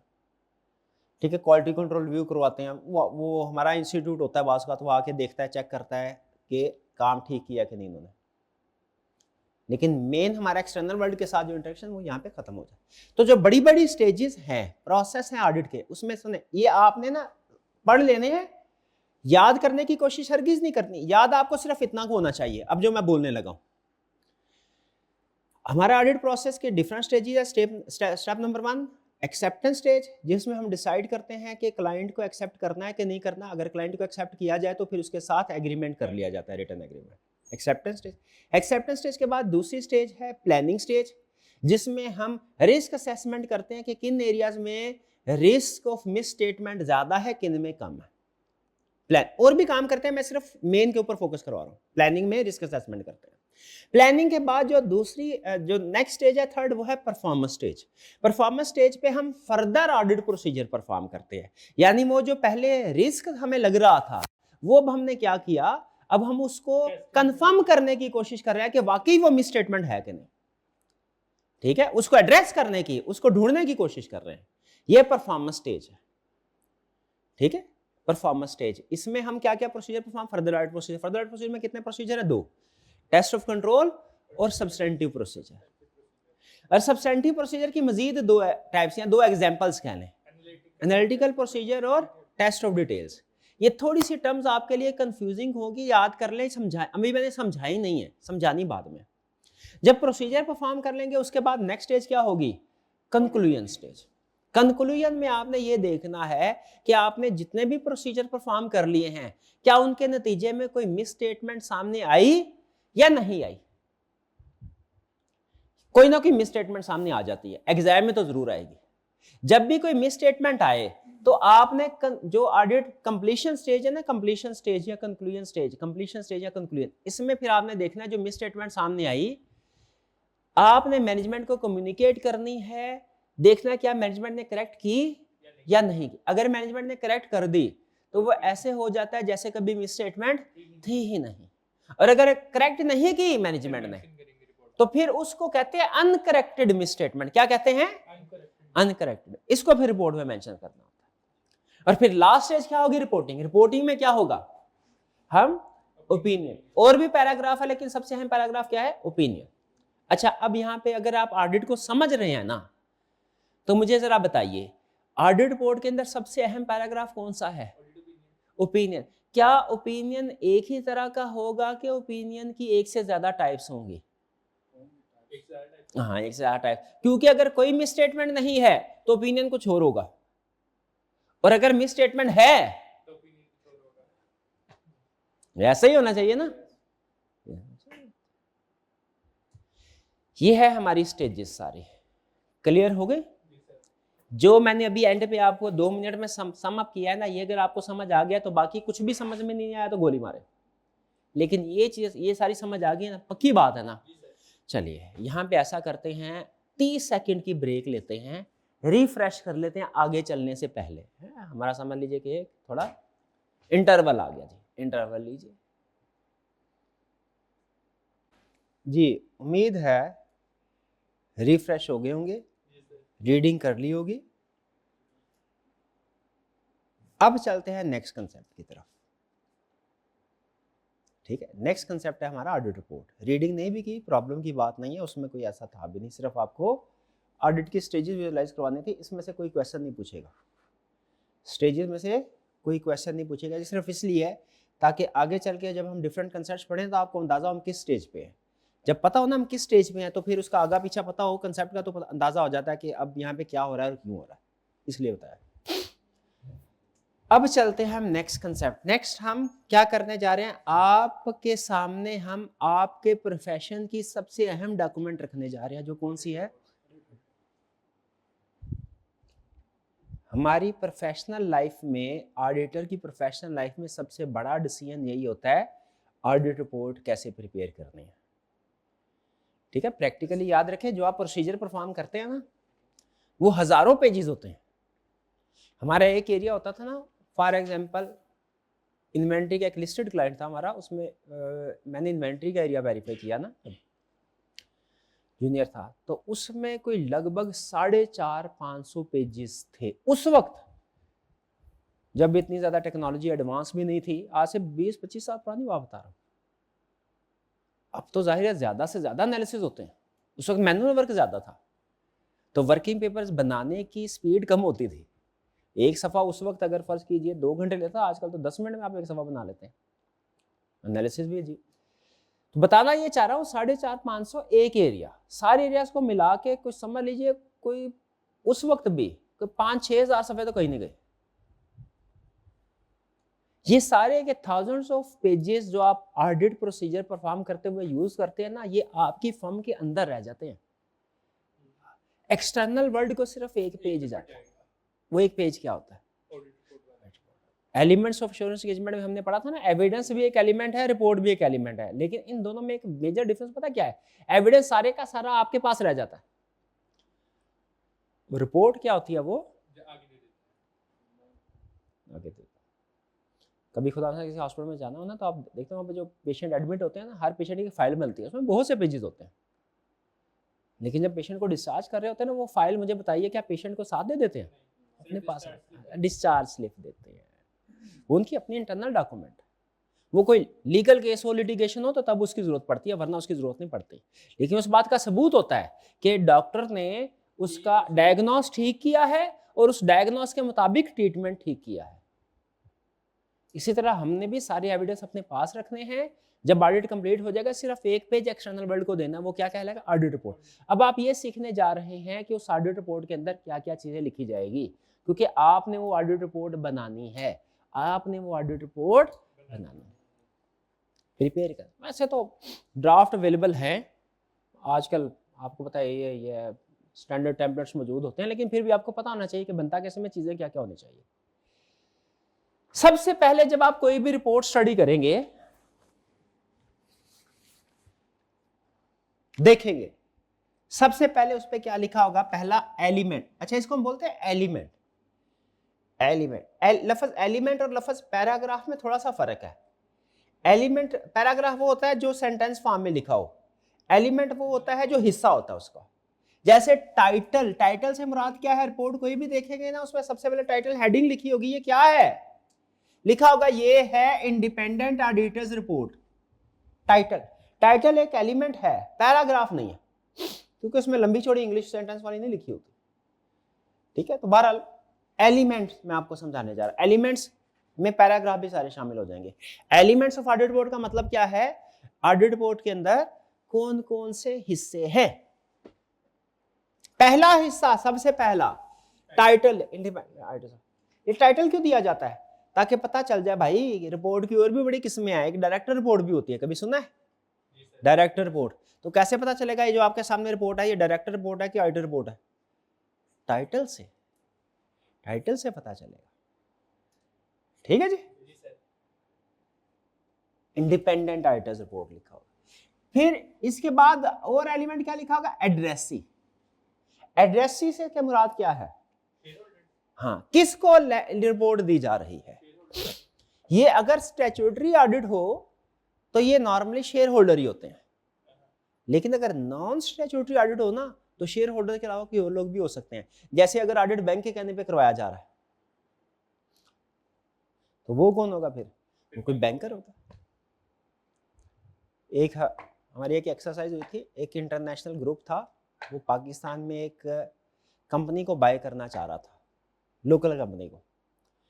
लेकिन बाय करने से पहले उन्होंने कहा कि जी एज ऑन टुडे आप इस कंपनी का ऑडिट करवा के हमें ऑडिटेड एसेट्स और लायबिलिटी की लिस्ट दे, ताकि हमें पता चले इसमें कितने एसेट्स लायबिलिटी है, हम उसकी बेस पे प्राइस देंगे। वो जब ये ऑडिट स्टैट्यूटरी ऑडिट था कि नॉन स्टैट्यूटरी? शाबाश। अब इसका addressee, normally addressee share holder होते हैं, अब इसका एड्रेसी मोस्ट प्रोबेबली कौन होगा? वो इन्वेस्टर। तो एड्रेसी नॉर्मली शेयर होल्डर, कुछ और भी हो सकते हैं, लेकिन एड्रेसी होना जरूरी है ताकि पता चले ये किसके लिए रिपोर्ट बन रही है। ठीक। फिर उसके बाद अच्छा, अब एक असूल सुने। असूल पहले ये असूल नहीं होता था, आज से 15 साल पहले। वो तब क्या असूल होता था वो मैं आपको नहीं बताऊंगा, क्योंकि जो चीज अब है ही नहीं उसके बारे में बताना आपके जहन में ना एक्स्ट्रा स्पेस ले लेगा कंसेप्ट, जो कि ऑब्सोलीट हो चुका है। अब की तरतीब मैं आपको बताता हूं, आपने मुझे बताना ये तरतीब ठीक है कि नहीं। ऑडिट रिपोर्ट के अंदर डिफरेंट इंफॉर्मेशन आएगी पैराग्राफ की फॉर्म में। जो इंफॉर्मेशन शेयर होल्डर्स के लिए ज्यादा अहम है वो पहले आनी चाहिए, और जो कम अहम है वो बाद में आनी चाहिए। ठीक? जी सर। तो मुझे बताइए सबसे अहम क्या चीज है भला शेयर होल्डर के लिए? रिपोर्ट सही बनी है। ओपिनियन, रिपोर्ट सही, बिल्कुल। रिपोर्ट नहीं, रिपोर्ट तो सही बनी है, फाइनेंशियल स्टेटमेंट सही बनी है कि नहीं? हाँ, रिपोर्ट तो हम बना रहे हैं, हमने तो सही काम ही करते हैं, फाइनेंशियल स्टेटमेंट सही बनी है। ठीक है, ओपिनियन पैराग्राफ। अच्छा, ओपिनियन पैराग्राफ में अगर सिर्फ ये लिखा होता ना financial statements give true and fair view, तो थोड़ी कंफ्यूजन हो जाती, भाई किस कंपनी की फाइनेंशियल स्टेटमेंट और किस साल की फाइनेंशियल स्टेटमेंट। इसीलिए पहले इंट्रोडक्टरी पैराग्राफ दी, ओपिनियन पैराग्राफ के अंदर ही पहले इंट्रोडक्टरी इंफॉर्मेशन दी जाती है कि भैया हमने ऑडिट किया है, हमने क्या किया है, ऑडिटेड, डेटेड नहीं, ऑडिटेड किस फाइनेंशियल स्टेटमेंट का बताया जाए, income statement, balance sheet, cash flow statement, किस कंपनी का, किस साल का। ये आइडेंटिफाइंग इंफॉर्मेशन देना जरूरी होता है कि हमने, यानी डायरेक्ट ही आपने नहीं बता देना। ठीक है, डॉक्टर डायरेक्ट ही नहीं बताया था भैया ये हेपेटाइटिस है, नहीं, पहले ऊपर मरीज का नाम, एज, जेंडर, डेट, ये सारी, ताकि पता चले ना किसकी है, वरना कुछ पता नहीं चलेगा कि पेशेंट ए की रिपोर्ट है कि बी की है। ये आइडेंटिफिकेशन जरूरी है। ओपिनियन पैराग्राफ में पहले आइडेंटिफिकेशन इंफॉर्मेशन आएगी, फिर उसके बाद ओपिनियन आएगा। और ओपिनियन की दो बड़ी टाइप्स है, एक अनमोडिफाइड, एक मॉडिफाइड ओपिनियन। अगर फाइनेंशियल स्टेटमेंट में कोई गड़बड़ ना हो तो हम कौन सा ओपिनियन देंगे? हाँ, कहेंगे financial statement give true and fair view. और अगर उसमें कोई गड़बड़ हो, मॉडिफाइड ओपिनियन। अब मॉडिफाइड ओपिनियन कैसे करेंगे? It depends on issue. Modified opinion में मुझे बताएं, हमने मसला भी तो बताना होगा ना, तो मॉडिफिकेशन की क्या टाइप होगी, ये केस टू केस वेरी करता है। बहरहाल basic major types of opinion की कितनी है? दो, अनमोडिफाइड, हाँ, मॉडिफाइड को फिर फर्दर डिवाइड करते हैं, वो बाद में सीखेंगे। और फर्दर डिवाइड क्यों करते हैं? इशू की वजह से। इशू बहुत से हो सकते हैं, इशू कोई एक किस्म का थोड़ी है। ठीक है, बहुत से हो सकते हैं। मैं स्टॉक काउंट करने के लिए गया, मैंने देखा भाई उधर 10 लाख की इन्वेंट्री लिखी हुई है, इधर 8 लाख की पड़ी है, 2 लाख की इन्वेंट्री गायब है, ये भी एक इशू है। और दूसरा केस, मैं इन्वेंट्री काउंट करने के लिए गया, वो चौकीदार ने मुझे अंदर ही नहीं जाने दिया। मैंने उसे कहा भाई मेरे पास 30 लेटर है तुम्हारे सीईओ की तरफ से, कहा कि नहीं जानता किसी को, खबरदार भाग जाओ, ये अलग इशू है। मैंने डेटर को कंफर्मेशन लेटर सेंड करना है। पहला केस, मैंने कंफर्मेशन लेटर सेंड किया, डेटर ने कहा भाई मेरी अमाउंट तो आधी है, इन्होंने डबल अमाउंट रिकॉर्ड की हुई है। ये भी एक मसला है ना, ये अलग मसला है। हाँ, और मुझे इजाजत ही नहीं दी, मैंने सीईओ से कहा लेटर सेंड करना, उसने कहा खबरदार सेंड किया तो, ये अलग मसला। तो मसले कोई एक तरह की थोड़ी है, से अलग से। आपने कहा सेल इनवाइस चेक करवाओ मुझे, मैंने देखना सेल ठीक है कि नहीं। उसने कहा सर सेल इनवाइस है नहीं, जिस बोरी में थी उस बोरी को आग लग गई। सेल का हमारा क्लाइंट था, उसमें कहते हैं ना, हम जब जाते हैं ना एंड पे, तो पूरे साल में से हर एक मंथ में कुछ ना कुछ सैंपल सेलेक्ट करके तो हम वेरिफिकेशन करते हैं। तो जब हम कहते हैं ना 4-5 महीने पुराना कोई वाउचर से देते थे, वो कहता तो वो एक बोरी ले आता था हमारे सामने, अजीब था वो भी, बोरी ले आता था हमारे सामने, उसको छांटता था, उसमें से गर्दों बाहर निकलती थी, हम भागते थे, कहता था सर ये आप ही ने मंगवाया है, जहाँ शरारत कर। तो क्लाइंट के पास जगह कम होती है ना, तो महीना पूरा हो जाता है, तो पुराने वाउचर वो अलग से रख देते, उसे हम कहते थे बोरी कल्चर। वो आजकल बोरी कल्चर नहीं, आपने परेशान नहीं होना, आजकल तो ज्यादातर इलेक्ट्रॉनिकली वर्किंग पेपर आपको होता है, ARP सॉफ्टवेयर। हमने तो ऐसे भी काम किया, लेकिन हमारी जनरेशन जो थी ना, उसने दोनों तरह से काम किया। वो उस वक्त तक कुछ कंपनी अडॉप्ट कर चुके थे पेपरलेस एनवायरनमेंट, कुछ नहीं किया था, हमने दोनों तरह से काम किया। तो मसाइल की नेचर डिफरेंट होती है, तो इसलिए मॉडिफाइड ओपिनियन की भी आगे चल के एक से ज्यादा टाइप्स आएंगी, लेकिन अभी सिर्फ आप एक ही ध्यान रखें,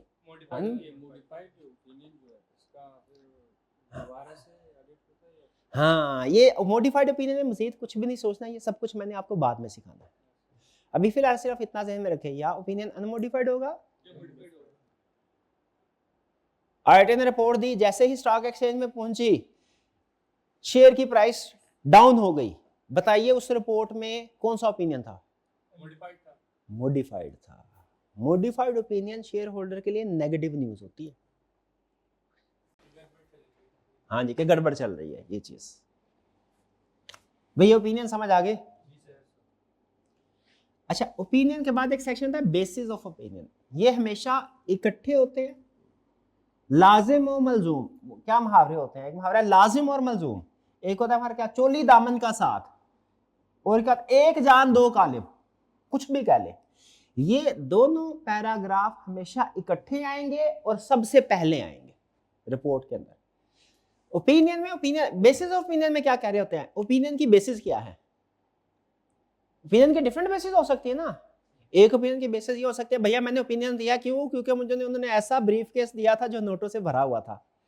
ये भी बेसिस फॉर ओपिनियन हो सकती है। ऐसी ये होगी बेसिस ओपिनियन। क्या हमारी ओपिनियन किस बेस पे दिया जाता है? एविडेंस की बेस पे। एविडेंस किस बेस पे आता है? प्रोसीजर परफॉर्म करके। हम क्या प्रोसीजर अपनी मर्जी से परफॉर्म करते हैं? नहीं, ज्यादातर प्रोसीजर हमारे जो आईएसएस कहते हैं वो होते हैं।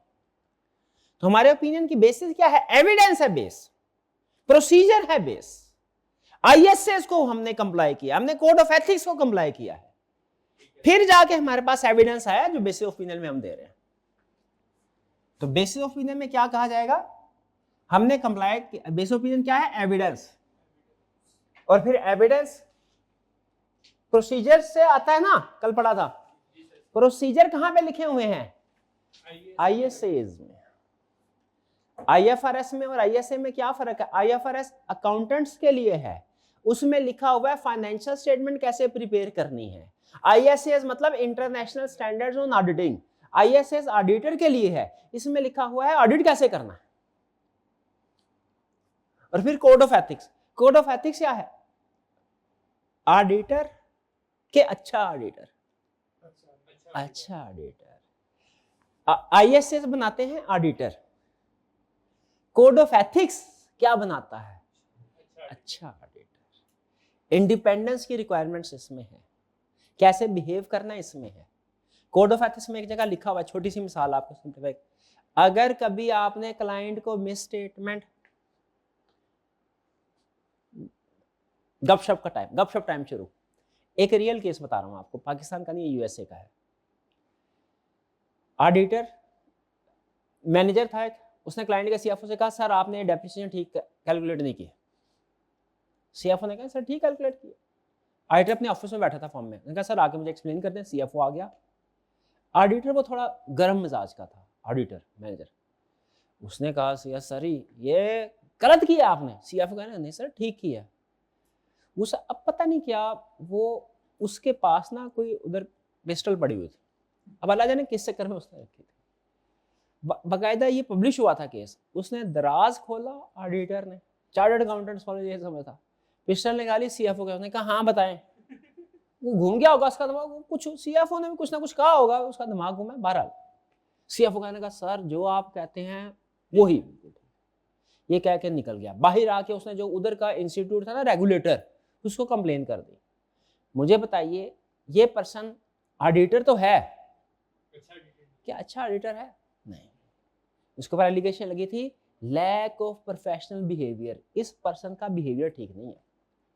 तो याद रखें, सिर्फ पेपर क्वालिफाई कर लेना काफी नहीं। हमने सिर्फ ऑडिटर नहीं बनना, हमने सिर्फ अकाउंटेंट नहीं बनना, हमने अच्छा ऑडिटर, अच्छा अकाउंटेंट बनना। ये कोड ऑफ एथिक्स होते हैं, ये अकाउंटेंट के लिए भी होते हैं। आपने शायद अकाउंटिंग के किसी सब्जेक्ट में पढ़े होंगे या पढ़ेंगे, ऑडिटर्स के लिए भी होते हैं। ठीक है जी, बहरहाल आगे चलते हैं। अच्छा, अगर तो अनमोडिफाइड ओपिनियन है ना, तो बेसिस ऑफ ओपिनियन में सिर्फ यही चीज लिखी होगी, उसके बाद खत्म हो जाएगा। अगर मॉडिफाइड ओपिनियन, मॉडिफाइड ओपिनियन का मतलब क्या होता है? फाइनेंशियल स्टेटमेंट में कोई गड़बड़ है, तो मुझे सोच के बताइए अगर फाइनेंशियल स्टेटमेंट में कोई गड़बड़ हो, तो सिर्फ ये बता देना चाहिए कि इन्वेंट्री इज मिसस्टेटेड, कि ये भी बताना चाहिए उसमें प्रॉब्लम क्या है। वो प्रॉब्लम कहां बताई जाएगी? वो ओपिनियन में नहीं बताई जाएगी, ये असूल याद रखना, वो बेसिस फॉर ओपिनियन में बताई जाएगी। ठीक है, अगर मॉडिफाइड ओपिनियन है तो फिर आपने नेचर मिस स्टेटमेंट और स्कोप लिमिटेशन, ये दो अल्फाज यूज हुए, ये दो तरह की प्रॉब्लम हो सकती है। चलिए मैं आपको बता देता हूँ दोनों में फर्क क्या है। मिस स्टेट का मतलब है क्योंकि काम गलत होना, स्कोप लिमिटेशन का मतलब क्या है, कोई काम ही ना करना। इससे भी मुझे याद आ गया, आपकी क्लास में ना मुझे बड़ी बड़ी बातें याद आ रही। स्कूल में तो मुझे याद है, स्कूल में मैं तीसरी चौथी क्लास में हूँगा, तो हमारा सफाई करने वाला बंदा होता था। वो जो सरकारी स्कूल होता था, वो जो स्टूडेंट्स के लिए वॉशरूम होता था ना, वो कोई 4-5 दिन उसने सफाई नहीं की उसकी। तो बच्चों ने शिकायत लगा दी, जो हेडमास्टर साहब थे उनको गुस्सा आ गया, उन्हें बोला सरकारी नौकरी में बाहर इसी तरह होता है, उन्हें सफाई करने वाले को बुला लिया, वो उसकी क्लास की। एंड में पता क्या है, कहता है सर जी मुझे आपने इतनी क्लास की, मैंने किया क्या है, क्या कहने लगा, किया क्या है। तो उन्होंने कहा क्लासिकल जवाब, उन्होंने कहा कुछ नहीं किया इसलिए तो क्लास हो रही है, क्योंकि तुमने करना था। समझे, बाज़ वक़्त आप कुछ नहीं करते ना तो ये भी गलत होता है। ठीक, अब मुझे बताइए, मैंने आपका टेस्ट रखा कल फॉर एग्जांपल, एक बच्चा है, तीन स्टूडेंट है, आपने मुझे बताना है प्रॉब्लमेटिक स्टूडेंट कौन से वाले हैं। पहला स्टूडेंट आया, टेस्ट दिया, पास हो गया, दूसरा स्टूडेंट आया, टेस्ट दिया, फेल हो गया, तीसरा स्टूडेंट आया ही नहीं। अनमोडिफाइड ओपिनियन, पहले स्टूडेंट का कौन सा ओपिनियन, दूसरे का, तीसरे का, तीसरे का भी मॉडिफाइड ओपिनियन, क्योंकि पास ये दोनों ही नहीं हुए। ये पहला स्टूडेंट सिर्फ पास हुआ है, दूसरे वाला भी पास नहीं हुआ जो फेल हो गया, और जो एब्सेंट है ये भी पास नहीं हुआ। लेकिन मुझे बताइए इन दोनों में जो आया, टेस्ट दिया और पास नहीं हुआ, गलतियां की थी उसने, और वो जो आया ही नहीं, क्या नेचर ऑफ इश्यू सेम है कि डिफरेंट है? अकाउंटिंग में पहले वाले को कहते हैं मिस स्टेटमेंट, जो आया और गलती की, और दूसरे वाले जिसने टेस्ट नहीं दिया, इसे कहते हैं स्कोप लिमिटेशन। स्कोप लिमिटेशन का मतलब होता है जो स्कोप और वर्क है उस पर लिमिटेशन लग दी जाए, आप वो काम कर ही ना सके। मिस स्टेटमेंट का मतलब समझे, मिस स्टेटमेंट का मतलब क्या है, आपने काम एज ऑडिटर आपने कोई काम किया और वो गलत निकला, साबित कर दिया आपने ये डेप्रिसिएशन की कैलकुलेशन गलत है, ये मिस स्टेटमेंट है। स्कोप लिमिटेशन क्या भला, आप काम कर ही नहीं सके। जैसे मुझे बताएं, पहला केस, मैं स्टॉक काउंट करने के लिए गया, बैलेंस शीट में 10 लाख स्टॉक था, मैंने फिजिकली देखा 10 लाख ही स्टॉक था, ओपिनियन कौन लिखा 10 लाख था, फिजिकली भी 10 लाख ही मौजूद था, अनमोडिफाइड। बैलेंस शीट में 10 लाख लिखा है, उधर 8 लाख मौजूद था, क्यों? ये मिस स्टेटमेंट है कि स्कोप लिमिटेशन, कि जितना होना चाहिए उतना नहीं, गलत है, हमने साबित कर दिया। अच्छा 10 लाख था, हम काउंट करने के लिए गए, उसने हमें अंदर जाने नहीं दिया, ये मिस स्टेटमेंट नहीं है। स्कोप लिमिटेशन क्या है, काम कर ही ना पाना, काम कर ही ना पाना, ये क्या है, ये लिख लें डेफिनेशन, ये स्टैंडर्ड की टेक्निकल डेफिनेशन नहीं है, वो बाद में आएगी, ये इजी लिखें। Scope limitation is equal to काम ना कर पाना, procedure auditor unable to perform procedure, scope limitation. और मिस स्टेटमेंट क्या है, error in financial statement, proved that there is error in financial statement, यह है मिस स्टेटमेंट। तो मिस स्टेटमेंट के केस में भी मॉडिफाइड ओपिनियन होता है, स्कोप लिमिटेशन के केस में भी मॉडिफाइड ओपिनियन, लेकिन दोनों की नेचर डिफरेंट है। ये बात है, ये बड़ी टेक्निकल बात है, समझ आई कुछ, कि मॉडिफाइड ओपिनियन अनमोडिफाइड भी हो सकता है, मॉडिफाइड भी हो सकता है।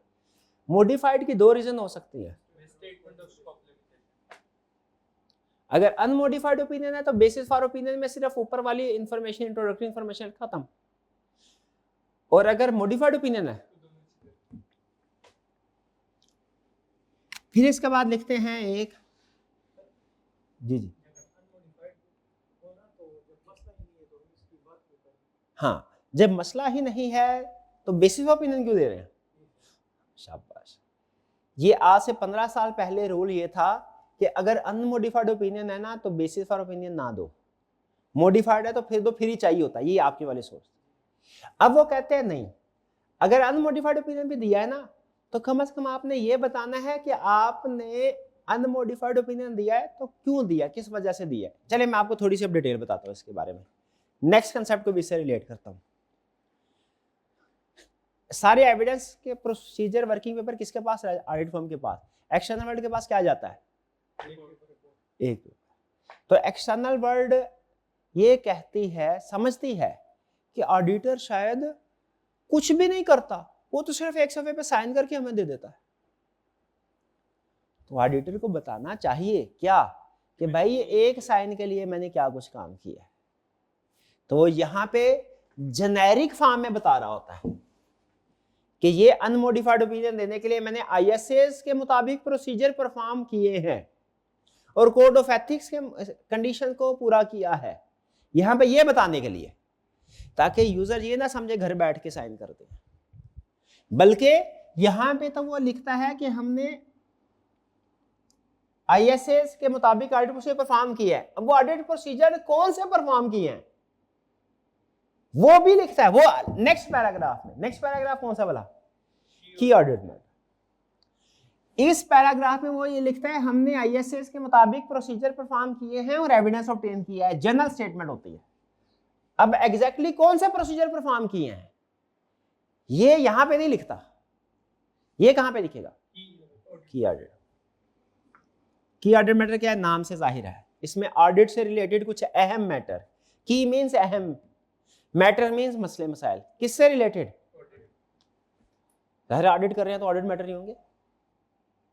इसके अंदर याद रखिएगा ऑडिटर ने जो प्रोसीजर परफॉर्म किए होते हैं वो लिखता है, लेकिन सारे प्रोसीजर नहीं लिखता। सारे प्रोसीजर लिखता ना तो ये हजार सफों की हो जाती रिपोर्ट। सिर्फ कौन से प्रोसीजर लिखता है? अहम, इंपोर्टेंट। पहले ये नहीं होता था, पहले ये भी नहीं, बेसिस ऑफ ओपिनियन भी नहीं लिखा जाता था अनमोडिफाइड, और की ऑडिट मैटर भी बिल्कुल नहीं होता था। फिर वो ये मिसअंडरस्टैंडिंग बढ़ना शुरू हो गई।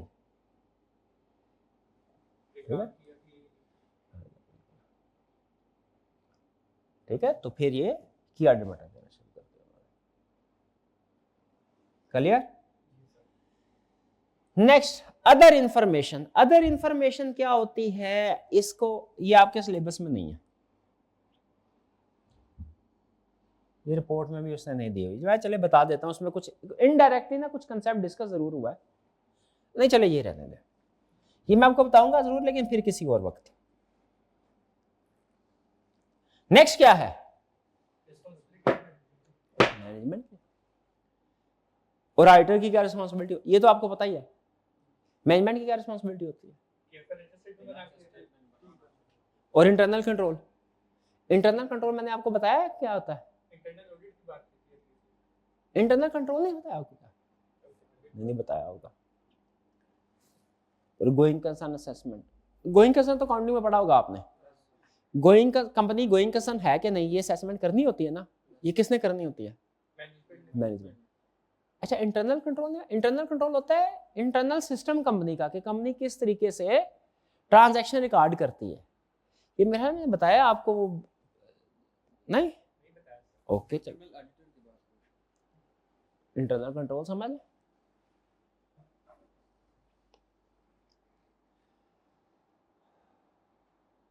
फाइनेंस, कोई भी सिस्टम होता है ना दुनिया का, उसके 3 फेजेस होते हैं नॉर्मली। पता नहीं कि मुझे लग रहा है जैसे मैंने डिस्कस, चले अगर आपको लगे कि मैंने डिस्कस कर दिया तो बता दीजिएगा, वरना मैं डिटेल में पढ़ाऊंगा। अगर आपने ओके कर दिया तो फिर मैं सरसरी। कोई भी सिस्टम होता है ना दुनिया का, आईटी में पढ़ा था मैंने, 3 फेज, इनपुट तो पढ़ाया तो है। अच्छा, कहीं कोई बात नहीं, डिटेल में सुने। Input, processing, output. अगर इस सिस्टम को हम काउंटिंग सिस्टम पे अप्लाई करें ना, तो काउंटिंग सिस्टम में भी इनपुट होती है, प्रोसेसिंग होती है, आउटपुट। गैस करें आउटपुट से क्या मुराद है? बेहतरीन। इनपुट से क्या मुराद है? Double transactions, transaction, events and transaction. Transaction के ऊपर ही फोकस करें। इवेंट से मुराद ये होती है जल्जला आ गया, जल्जला आ गया कोई ट्रांजैक्शन नहीं होती, वो इवेंट होता है, लेकिन उसको भी रिकॉर्ड करना होता है अगर हमारे एसेट का नुकसान हो जाए, है ना। हाँ, गोइंग का वो इवेंट, तो ट्रांजैक्शंस एंड इवेंट्स। तो basically transaction and events financial statements में कन्वर्ट होती है, ऐसा ही है। ये इनिशियल स्टेज है, ये लास्ट स्टेज है, लेकिन जिस प्रोसेस से गुजर के ये ट्रांजैक्शन फाइनेंशियल स्टेटमेंट्स बनती हैं उस प्रोसेस को कहते हैं internal control. Internal control is a process to prepare financial statement. Internal control financial statement नहीं है, क्या है? Process to prepare financial statement. जैसे अगर फर्ज कीजिए परचेज की है, तो क्या कोई भी चीज खरीदने से पहले ऑर्गेनाइजेशन के अंदर अप्रूवल होती होगी कि हाँ जी भाई ये चीज खरीद ले? जी सर। ये अप्रूवल, अच्छा परचेज की एंट्री ये ट्रांजैक्शन है, लेकिन किसी ने अप्रूवल की, ये अप्रूवल क्या है? Internal control. जब तक अप्रूवल नहीं होगी परचेज नहीं होगी, ट्रांजैक्शन नहीं होगी। अप्रूवल हुई, ट्रांजैक्शन कन्वर्ट हो गई, फिर रिकॉर्ड हुई फाइनेंशियल स्टेटमेंट में, ठीक है जी। या चले एक इससे भी आसान एग्जांपल है। क्या आपने काउंटिंग में बैंक रिकंसिलिएशन स्टेटमेंट का टॉपिक पढ़ा होगा? अगर बैंक रिकंसिलिएशन स्टेटमेंट मुझे बताइए बना के जो एडजस्टेड बैलेंस है वो बैलेंस शीट में जाना चाहिए कि बीआरएस के बगैर ही बैलेंस आना चाहिए? यानी बीआरएस बना के फिर बैलेंस आना चाहिए, क्योंकि अगर बीआरएस बनाए बगैर अगर बैंक का बैलेंस हमने बैलेंस शीट में लगा दिया तो इसमें क्या मसला है? मसले में कोई एरर या ओमिशन होंगी जो ट्रांजैक्शन रिकॉर्ड। एग्जैक्टली, ये बैंक रिकंसिलिएशन स्टेटमेंट एक इंटरनल कंट्रोल है। बैंक रूल क्या है? अगर आपने इंटरनल कंट्रोल स्ट्रांग बनाया है ना, तो आपके एरर और ओमिशन ऑलरेडी आइडेंटिफाई होंगे, कम होंगे। और अगर आपका इंटरनल कंट्रोल सिस्टम वीक है, वीक से मुराद आप बीआरएस नहीं बना रहे, फॉर एग्जांपल ये एरिया टू एरिया वेरी करता है, कंट्रोल्स हर एरिया का अलग कंट्रोल होता है। अगर आपने बीआरएस नहीं बनाया तो फिर बैंक में के एरिया में गलतियों का चांस ज्यादा हो जाएगा, ठीक है। अच्छा, अकाउंटिंग में आपने क्या पढ़ा है? क्या आपने ये कंसेप्ट पढ़ा है कि जब भी बैलेंस शीट के अंदर स्टॉक लिखना है, पहले स्टॉक काउंट होगा, उसमें फिजिकल वेरिफिकेशन होगी, उसके बाद जो बैलेंस होगा ना एडजस्टेड वो आएगा? क्या ये पढ़ा हुआ आपने? स्टॉक काउंटिंग का प्रोसेस वही एक कंपनी स्टॉक काउंट के बगैर अपना बैलेंस अंदाजा लगा के बैलेंस शीट में लिख देती है, एक स्टॉक काउंट करके बैलेंस लिखती है। कौन सी बेहतर है? किसमें गलती का चांस कम है? जो स्टॉक, और किसमें गलती का चांस ज्यादा है? तो स्टॉक काउंट करना क्या भला? Internal control. इंटरनल कंट्रोल सुन ले, internal control is equal to policies and procedures to prepare financial statements. Companies internal policy and procedures to prepare financial statement. Internal control क्या है? या internal control system भी बोलते हैं। Companies internal policies and procedures to prepare financial statement. इसके example भी लिख लें, जैसे BRS पहली एग्जाम्पल, जैसे दूसरी example stock count, stock count, inventory count करना, इन्वेंट्री काउंट लिख लें। अगर ये काम करके तो फिर फाइनेंशियल स्टेटमेंट्स बनेंगी, तो बताइए उनमें गलती का चांस ज्यादा होगा कि कम होगा? अच्छा, आप मुझे बताइए फिर इंटरनल कंट्रोल स्ट्रांग भी हो सकता है, वीक भी हो। अगर इंटरनल कंट्रोल स्ट्रांग है तो रिस्क क्या हो जाएगा? शाबाश, कम। तो एज ऑडिटर हमारे प्रोसीजर भी उस हिसाब से चेंज हो जाएंगे, कम हो जाएंगे। Low risk low procedure, high risk high procedure. वो बड़ा अहम कीमती रूल है, लिख ले इसको। Low risk low procedure, high risk high procedure, low risk low procedure, high risk high procedure. और अगर इंटरनल कंट्रोल वीक है तो रिस्क क्या हो जाएगा और प्रोसीजर भी क्या होंगे। अब सवाल मेरा ये है, अगर कंसेप्ट समझ आ गया आपको, मैं एक स्टेटमेंट देने लगा, आपने ट्रू और फॉल्स करना है। एज ऑडिटर हमारी रिस्पॉन्सिबिलिटी रीजनेबल एश्योरेंस ऑब्टेन करना है ना, whether financial statements are whether financial statements give true and fair view, यही है ना हमारी रिस्पॉन्सिबिलिटी। क्या है, whether financial statements give true and fair view को free from material misstatement भी बोलते हैं। ट्रू एंड फेयर व्यू एक ही बात है ना, फाइनेंशियल स्टेटमेंट सही है या गलतियों से पाक है। हमारी रिस्पॉन्सिबिलिटी चूंकि फाइनेंशियल स्टेटमेंट्स के ऊपर ओपिनियन देना है, तो मेरा कहना यह है हमें अपने ऑडिट में सिर्फ और सिर्फ फाइनेंशियल स्टेटमेंट्स के ऊपर फोकस करना चाहिए, इसके अलावा सारी चीजों को इग्नोर कर देना चाहिए।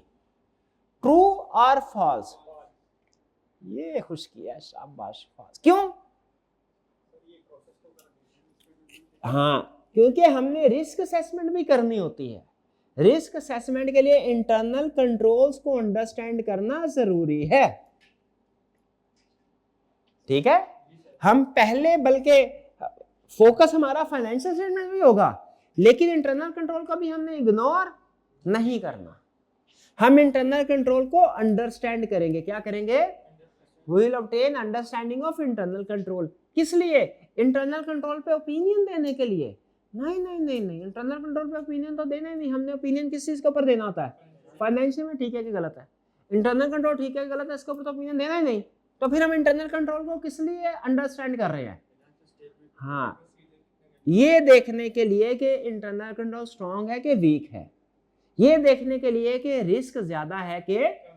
अगर इंटरनल कंट्रोल स्ट्रांग होंगे रिस्क कम होगा, हमारे प्रोसीजर फाइनेंशियल स्टेटमेंट की वेरिफिकेशन के प्रोसीजर कम हो जाएंगे।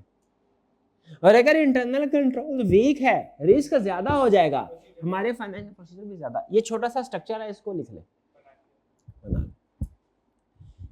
अब आपको पता चल गया इंटरनल कंट्रोल सिस्टम क्या है। अब कोई पूछेगा इंटरनल कंट्रोल सिस्टम क्या है, क्या बोलेंगे?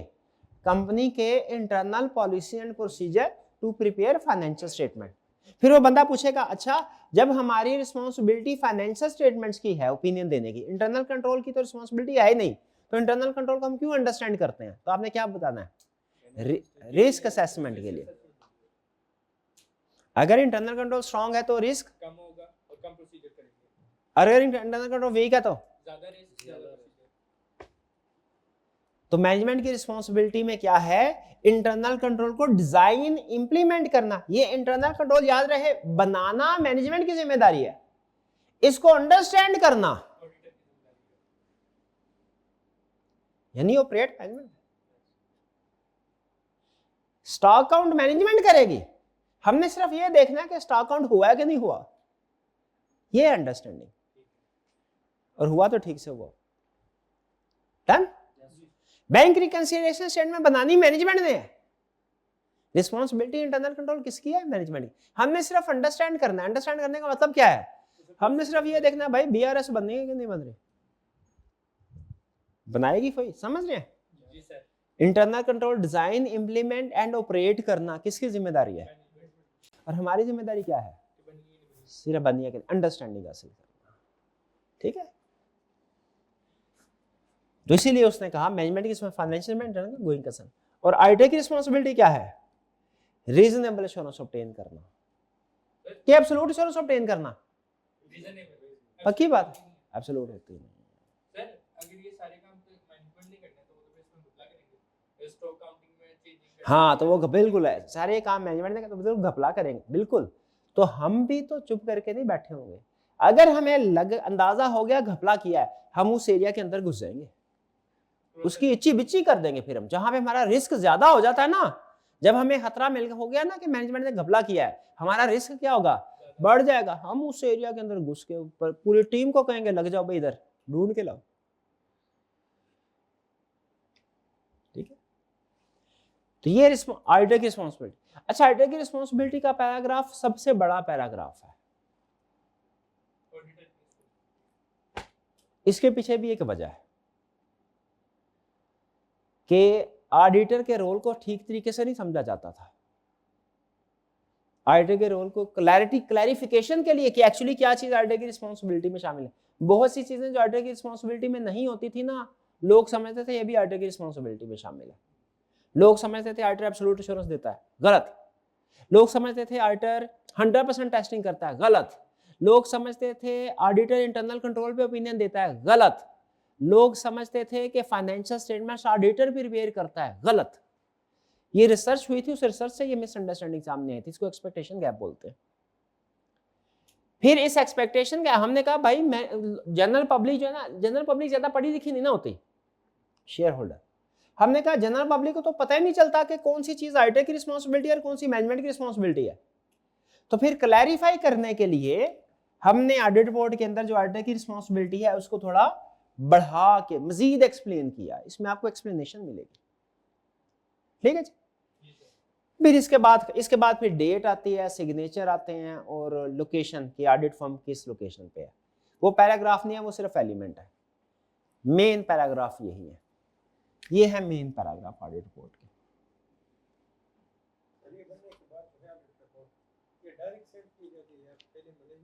हाँ, अब ये आगे आप सोच रहे हैं, ये ऑडिट रिपोर्ट बनने के बाद क्या डायरेक्ट शेयर होल्डर को सेंड की जाती है कि पहले मैनेजमेंट को दी जाती है?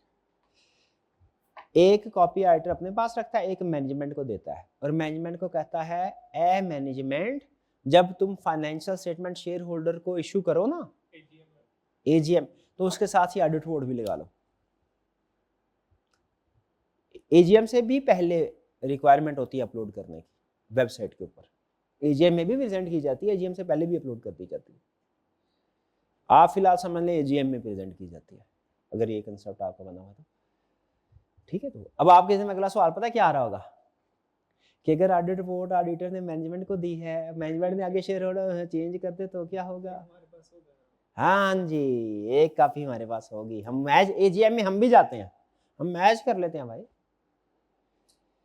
क्लियर? अच्छा, ये सारे जो पैराग्राफ मैंने ज़बानी कलामी आपके साथ डिस्कस किए हैं ना, ये सारे पैराग्राफ रिटन फॉर्म में मौजूद है। मैं आपको बड़ा बड़ा मैच करवाता हूं। ये क्या है? ये क्या है? ये क्या है? ये कौन सा पैराग्राफ है? ये कौन सा पैराग्राफ है?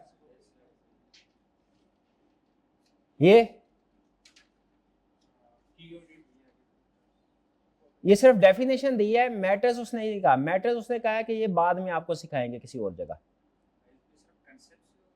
हाँ, ये सिर्फ कंसेप्ट है। अदर इंफॉर्मेशन ये भी कह रहा है बाद में कभी देखेंगे इसको, यानी आपको सिर्फ अहम चीज बता रहा है। एडिशनल पैराग्राफ भी होते हैं लेकिन वो कह रहा है बाद में, अहम वाले पैराग्राफ सारे उसने इधर बता दिए। बाद में इनमें से कुछ पैराग्राफ डिटेल में आएंगे, कुछ हमारे सिलेबस में नहीं है। जो हमारे सिलेबस में है पैराग्राफ वो हम मजीद इसमें ऐड करके सीखेंगे। फिलहाल हम सिर्फ कोर एलिमेंट सीख रहे हैं। कोर जो एडिशनल एलिमेंट होते हैं ना, जो कभी आते हैं कभी नहीं आते, ये वो पैराग्राफ आज आपने सीखे हैं जो आपको हर ऑडिट रिपोर्ट में, दुनिया की हर ऑडिट रिपोर्ट में जरूर मिलेंगे, पूरी दुनिया में जिन्होंने आईएसए अडॉप्ट किया। इसमें मजीद भी कुछ पैराग्राफ आ सकते हैं सिचुएशन के लिहाज से, वो एडिशनल पैराग्राफ है या कंडीशनल कह लें, वो अभी नहीं हमने सीखे, वो बाद में आएंगे। ये अदर इंफॉर्मेशन की भी समझ लीजिए कि फिर रिस्पॉन्सिबिलिटी ऑफ मैनेजमेंट एंड दो चार्ज विद गवर्नेंस, ये क्या है? ये पैराग्राफ कौन सा है? अच्छा, दो चार्ज विद गवर्नेंस, इसको लिख लें TCWG is equal to directors. Audit में लॉ में वर्ड यूज किया जाता है डायरेक्टर्स, ऑडिट में वर्ड यूज किया जाता है डायरेक्टर्स के लिए। दोज चार्ज विद गवर्नेंस, वो लोग जो कंपनी के अंदर गुड गवर्नेंस के जिम्मेदार हैं, इंचार्ज हैं गुड गवर्नेंस के। लॉ में से कहते हैं डायरेक्टर्स। आपने डायरेक्टर का वर्ड ही ज्यादातर सुना होगा, लेकिन ऑडिट में डायरेक्टर्स के लिए हम लफ्ज डायरेक्टर नहीं प्रेफर करते। प्रेफर क्या करते हैं? जैसे बिजनेस ने कुछ चीजें खरीदी, क्या आप क्या लिखते हैं? बिजनेस ने क्या किया? Business purchase. अकाउंटेंट से पूछेंगे ना 1000 स्टूडेंट से पूछ लें वो परचेज का वर्ड यूज करेंगे, लेकिन किसी आम बंदे से पूछेंगे ना वो कहेगा बाय किया। बाय करने में परचेज करने में कोई फर्क नहीं, दोनों का मतलब एक ही है, लेकिन अकाउंटेंट हमेशा किसको प्रेफर करेगा? उसी तरह लॉयर हमेशा प्रेफर करते हैं डायरेक्टर्स और ऑडिटर, दो चार बिग गवर्नर, मतलब दोनों का एक ही है, दो चार big governor is equal to directors. Management की रिस्पॉन्सिबिलिटी आ गई, और मैनेजमेंट और डायरेक्टर लगभग एक ही चीज है फिलहाल, यही समझे। डायरेक्टर थोड़ा ऊपर लेवल के लोग होते हैं।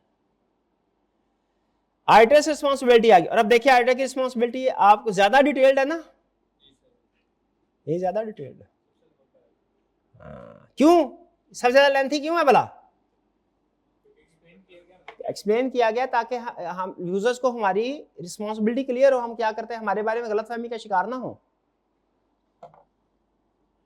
Engagement partner name is this, engagement part जिस पर्सन ने ऑडिट किया हो ना फॉर्म में से उसका नाम लिखा जाता है, जो पार्टनर होता है। सारी टीम का नाम नहीं लिखा जाता, सिर्फ किसका नाम लिखा जाता है?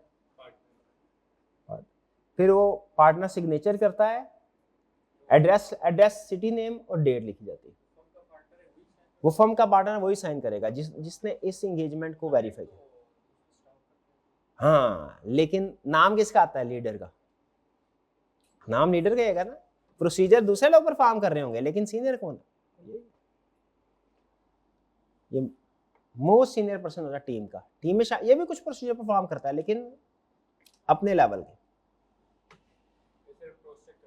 हाँ जी, रिव्यू करते हैं सिर्फ, या क्लास करते हैं टीम के, ये काम करना था क्यों नहीं किया, ये क्या क्यों नहीं किया।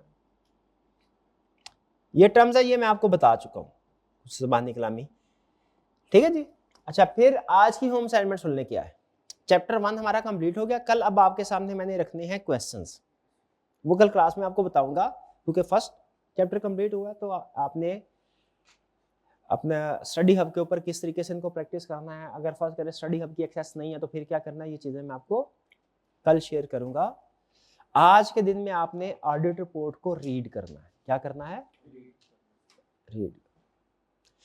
इसमें से कुछ अल्फाज आपको समझ आएंगे, कुछ नहीं आएंगे। जो अल्फाज समझ में नहीं आए आपने उनको अंडरलाइन करना। डन? लाजमी करना। कल फिर मैं आपको जो आपने अंडरलाइन किए होंगे अल्फाज, वैसे मैंने अपनी तरफ से सारे मेन कंसेप्ट जो हैं वो आपको बता दिए हैं, लेकिन फिर भी अगर पढ़ते हुए कोई कंसेप्ट या कोई लफ्ज ऐसा हो जो ऑडिट रिपोर्ट में आपको समझ में नहीं है, परेशानी होगा, सिर्फ अंडरलाइन करना है। कल क्लास में हम उसको डिस्कस कर लेंगे। डन जी? तो आज के दिन की आपकी होम असाइनमेंट क्या है? एक ही होम असाइनमेंट, ऑडिट रिपोर्ट को पढ़ना है। 2 दफा पढ़ लें तो क्या ही बात है, और 3 दफा पढ़ लिया आपने हक अदा कर दिया। 3 दफा, एक दफा तो आज जाती पढ़ लेंगे 1 घंटे के अंदर अंदर, एक दफा रात को पढ़ लीजिएगा, एक दफा कल सुबह पढ़ लीजिएगा। जिसने 3 दफा पढ़ ली उसने हक अदा कर लिया, जिसने 2 दफा पढ़ी उसने बहुत अच्छा काम किया, जिसने 1 दफा पढ़ ली ठीक है, वो भी उसने असाइनमेंट कर ली, पूरी जिम्मेदारी पूरी कर दी। 1 दफा भी पढ़ ली जिम्मेदारी पूरी, 2 दफा पढ़ ली क्या ही बात है, 3 दफा पढ़ी तो हक ही अदा कर दिया ऑडिट का। ठीक है, और जो कंसेप्ट समझ में नहीं आया अंडरलाइन जरूर करना, जो एक लफ्ज भी समझ में नहीं आया। ठीक है, एक लफ्ज भी हमें समझ में आया। डन जी? कोई क्वेश्चन पूछना चाहते हो तो पूछ लें। नहीं, चलिए आज का लेक्चर यहाँ पे खत्म करते हैं। अल्लाह हाफिज़।